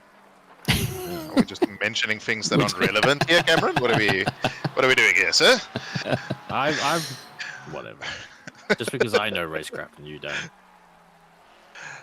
Anyway, Conor Hind goes fastest again, and I think he changed tires. It does seem like he changed tires, but maybe not. But maybe he did, because he's going very fast, and Hignett I don't think is able to keep up at this stage. Brian Kong here putting a lot of pressure on Barker, who's had an eventful race. He's had a race. That's for sure. Yeah, out of all the races he's had, this has been one of them. This is definitely one of them, yeah. They are coming up very quickly behind Julian Gray as well, who is yet to complete their pit stop. He's also had a race, I would say. Very much. Stink it along. Oh, he's going for it. He's committed. And Barker is way deep, and that's going to allow Kong through. And that's also going to allow Fellini. Oh, he gets squeezed. Yeah, a bit of a late move there on Turks. Yeah, God. he had to be aware that Damiano was on the inside there. That's not great awareness. Yeah. I think they all braked quite late, and I think he was trying to, he realized he was going to go into Kong as well. Yeah. Outbraked himself. So just started the domino effects. I think they were going to go to Kong regardless, to be honest, even if they didn't make contact beforehand. Yeah, a bit scrappy from everyone there. Yeah, I think I originally was giving Circolini the benefit of the doubt there, but he may have braked just a bit too late for that move. But, in the wet, sometimes you misjudge those kinds of maneuvers because you've done it a million times in the dry, and then you forget, your brain just plonks out and says, oh, right, no, I don't have any grip. I can't do that move in the wet. Whoops. Track's gone to damp. Surprised it's dried out as much as it has, because it still looks quite wet out there, to be honest. I have always found Donington, I think just because the lap's so short, I find Donington does dry out quite a bit quicker. Cars as well. If we had, say, around 20 cars, I don't think it would be drying out as much. I was going to say, because it's not that warm. Generally, on the colder days, it doesn't dry out very quickly. I don't think it's going to dry out enough to really impact people. The tyres might get a little spicy towards the end, but I don't think we're going to have too much of a problem, although that would probably benefit Conor Hind if he has indeed changed tyres, because his tyres will be in much better condition. But, those wet tyres are pretty much indestructible until they aren't, and then they explode quite spectacularly. Ignites dropped down to 4 seconds from Hind, so hopefully I think his real only hope was getting a move done on that first lap or so. Aside from that, Hind was always going to maybe pull away from him. Hind a little bit deep into the final corner there, but that should give him a nice, good exit. You can get away with it with that final corner, because you really veer it off. Yeah. But there we go. Hignett does the fastest lap, so Aiden Squires drive through for causing a collision. So I've seen worse. some falls from Grace, but the This has been a pretty good one, I would say. When I said someone will sink like a church, I think it was Squires. Sorry, but I mean, you've already kind of shown. Maybe you're just a dry specialist. You're like every other fast driver in it. I mean, hot look. lap, and I mean it is, as you One said, condition. it's. I would say having your first sprint race being a wet race is already a fair challenge. Then nailing quali and starting in P2, and then having to deal with the conditions, that really just compounds the amount of pressure. What you're saying, to solve this problem, rookies needs to be wet. Ignite. We saw that. That's a speed token. Okay. Yep. We're gonna see it again, apparently. This is what is referred to as the esports line. It's very similar to how Gorilla Snapper always takes You look closely, maggots and you'll beckets. see he cut the course. Where? Yeah, just outside the lines there, isn't it? Did you spot Yeah, it? it's just... He tried. He really tried to keep it within the limits there, but look how much time he gained. Yeah. Gained like a second. I mean, look, if you've got the tokens, use them. Yeah, fair enough. Use them, but I mean, you sort of make it look like you were at least attempting to not use them. He just threw caution to the wind there and just freaking sent it over the sand. But yeah, anyway, that's Taufik has managed to get ahead of Taylor throughout the pit stop cycles. So he's 6 If you seconds. just a bloody pitted earlier, you could have been probably past Hamilton. Ferrari strategy. Yeah, You can I make tried. those tricks. I tried to make him box, but he wouldn't listen, so he has to suffer now. Did And you we see say some it in more. his native language? No. He's like, box? What does this mean? Seeing some confirmation again from Aiden Squires. He had a big game freeze again. Bloody So, Neil. wow, look at this apex camera. Wait, no, what? The car isn't going over it? So, that is... It's definitely a line. See? It's a Yeah, line. look. That's when sausage curbs are okay. We'll stop this stuff. I think we need to get Benjamin to do the next track walkthrough. Yeah. Because it's at Laguna, so he'll just jump over the corkscrew. Yep. And land at the final corner. That'll be the esports line. Mm-hmm. So no, that was certainly an attempt at a corner. I'm just not sure which corner he was actually attempting. But yeah, the rest of the field has sort of settled down a little bit. Greco still in a fight with Carter there. So Naim, sorry, he'll need to confirm the pronunciation. I'm going to go with Naim. Has made it back up into P10 after starting from pit lane. That is a very, very solid performance. And he's the lead AM driver at the moment. Christopher Taylor, your lead silver driver at the moment. And then Andre Costa, your lead pro-AM driver. So no real class battles as such going on. Oh, Brad Cook. Very close to Vintner there. Yeah, Vintner falling off quite a bit since Weatherburn got past him. And yeah, Brad Cook now catching him, doing very well with all that damage. Maybe it makes the car faster in the wet. Maybe that's the hack. Maybe esports boys take notes. Well, from what I heard when we were doing the Bathurst races, damage didn't do much to it. So it's it seems to be the case here. He's certainly still been on the pace. I mean, Brad Cook is whoa, okay, that's certainly a line for Porsche in the background there. Brad Cook is a very fast driver, regardless of which car he's in. So yeah, a little bit of damage isn't going to put him miles off the pace.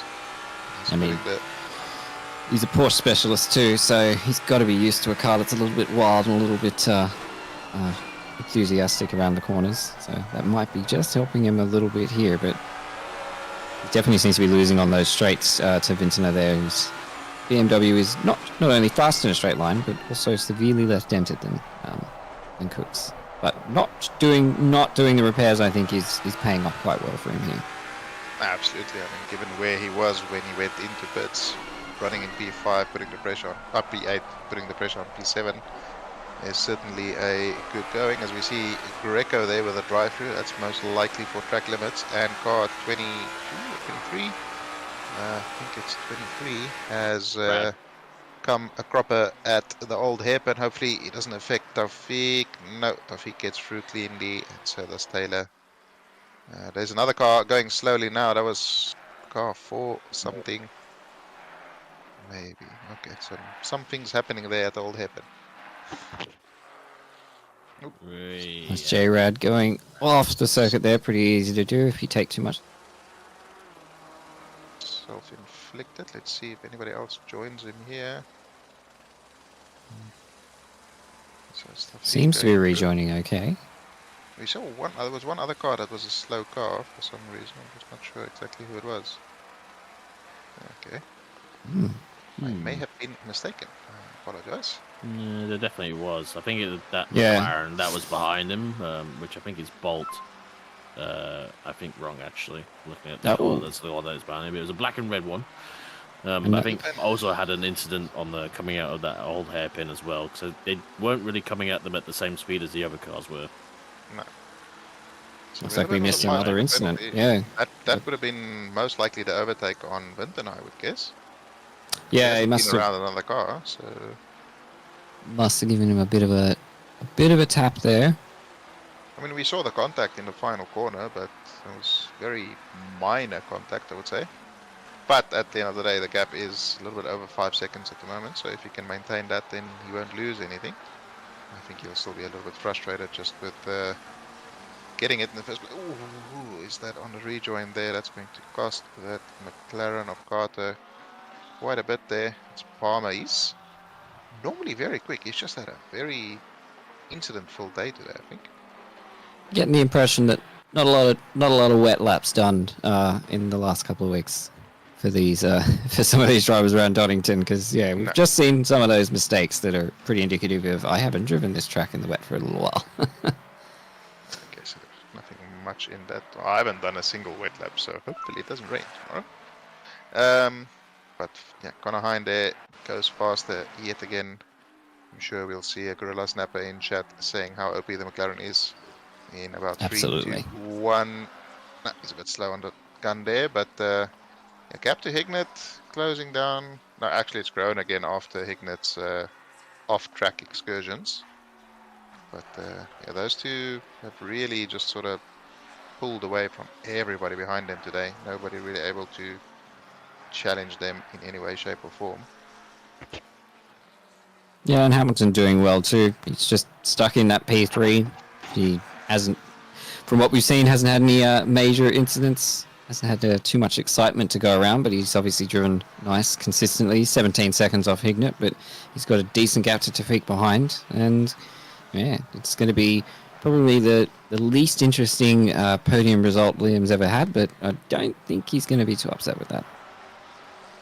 Johnson, that stop road, he just like just plummeted him all the way down to 16th. He's probably good for maybe a P5 where Taylor was, because I think he was ahead of Taylor, but behind Taufik. And yeah, just that's small mistake, big penalty. No, he was ahead of Taufik before the pit stops. So he might, yeah. Wonder if Taufik had the pace to maybe jump him though. Either way, he's down at 16.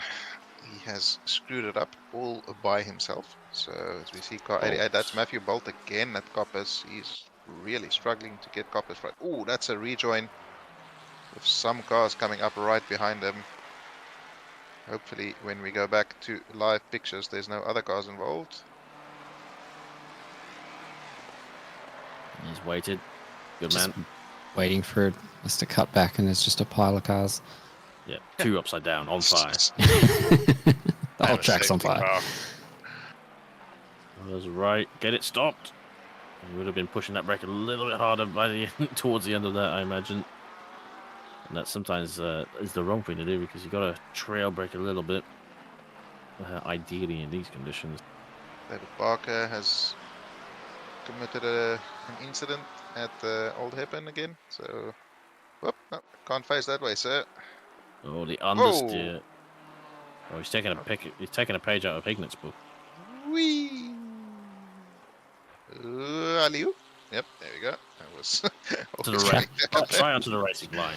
Track does not go that way.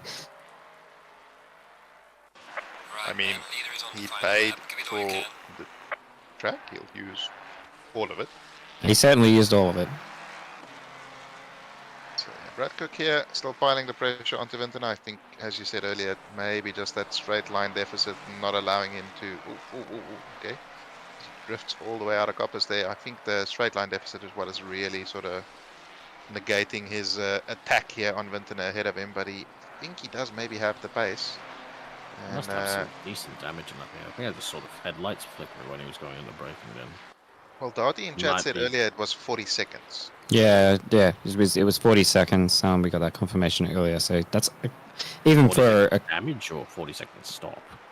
Darty said 40 seconds of damage, but he also changed out of the Bentley into another car, so his intelligence is in question at the moment. fair.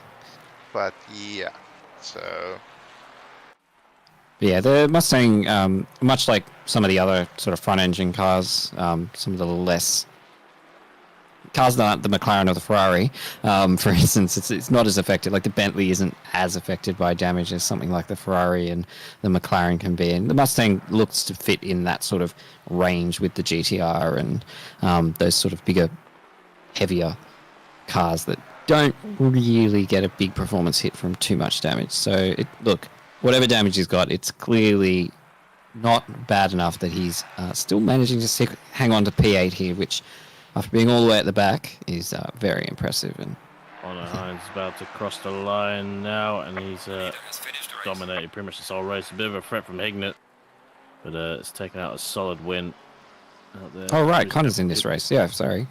Connor Hines, yes. Who? Hignet Good effort crosses from Hignet. in P2, and then we're going to have to wait quite a while for Liam Hamilton to cross the line for a pretty boring podium, but he'll be very happy with that, as we've A gentleman's podium. discussed before. And Taufik, I think he'll be happy with P4, all things considered.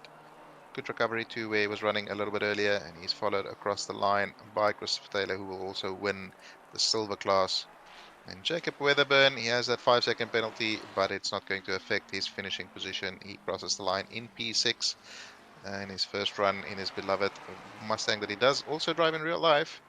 And then Benjamin Wintener followed closely across the line by Brad Cook. And then Danny Wu going to take P2 in silver class here, although he is under pressure from Naeem. Gets a good enough exit out of the final corner to take P9 with Naeem in P10 as your AM class winner. John Carter, P2 in the AM class. And then we're just waiting for Brad Palmer and Andre Costa, who will be your Pro AM class winner for today. Yeah, I The think. reason- Sorry, go ahead. You go, Peach. No, you go. No, I was just responding to Aiden Squire's text in chat saying he was running a random dry setup with the wet tires. Isn't that what we all do? That's what I do. Is that not the strat? Yeah, just change the tires. You don't need to do anything else. The one's Oh, taking leave the it. can open and Leave it. Julian Gray's Leave him. car. Leave him alone, Neil. Leave him alone. A Honda with an active aero there. That's, not legal. Speed holes. Jeez, that's a very second-hand looking Honda. And, flying Wombat Valiante, yeah, from Jeff Beaton. He will be the last driver to cross the line. The poor Squires down there in P. Still in the server, should still get some points, hopefully. So Green it's light. Go, technically go, go. finished. P25, I think it was at the end there, but yeah. As we're going to get a final little look here at your finishing positions in the overall. We have Brad Cook, Connor Hind, Benjamin Hignet, and Liam Hamilton is your top three. In the silver class, we have Christopher Taylor, Danny Wu, and Brad Palmer as your top three. Pro Am class, we have Andre Costa, Brian Kong, and John Rad. And in the Am class, we have Arinul Naeem, I think, or Ariful Naeem, John Carter, and Matthew Bolt rounding out the top three. Just before we shut it down, think we have to decide on a driver of the day. Who are you guys going to pick? I'm gonna pick my original choice, and I'm gonna go with Connor Hind. My prediction, perfect prediction. Only reason why he won because I picked him. I think I go. Mateo. I think I go with Liam, just because I think it's always an underrated thing to be able to just do a nice drive like that and stay out of trouble and all those sort of things. It takes a certain kind of driver to do that. So Liam's my driver of the day, even though we barely saw him. I'm gonna give it to Brad Cook just for sort of sticking with it, driving through the damage and still managing to end up in P8, very nearly P7 there. So very good recovery from him given the rather unfortunate start he had to the race. Real driver today was actually Hignett for that cut. Yeah, shortening the course day by goes to Hignett. yeah, cut of the day. No, I think you're right there, Peach. We also saw the same sort of thing from Name as well. Some people definitely coming up from the back, and wet weather driving definitely rewards those who are just that little bit more consistent, a little bit more patient. And I think we saw some of those drivers shine today. I think there was probably a lot of unsung heroes that we just didn't get to during the course of that race, because I think there's a few more stories than we might have even seen. But Connor Hind, once again, takes a win here. He'll be very happy with that. Didn't really look under pressure too much. It was a bit of a challenge from Hignett towards the end, but he defended well, and yeah, hard to fault Connor on this one. Absolutely, he was, as they say, in a bit of a class of his own for most of the race until the pit stops sort of rolled around. But yeah, it'd certainly be fun. We are back tomorrow for Split Blue and Split Red, affectionately known as SRO Asia. That's sure to make a lot of people happy. But yeah, thank you, gentlemen. It's been an absolute pleasure tonight. Yeah, thanks, Paige. Thanks, Cam. Thanks, Neil, on the broadcast. Bye for now. Bye.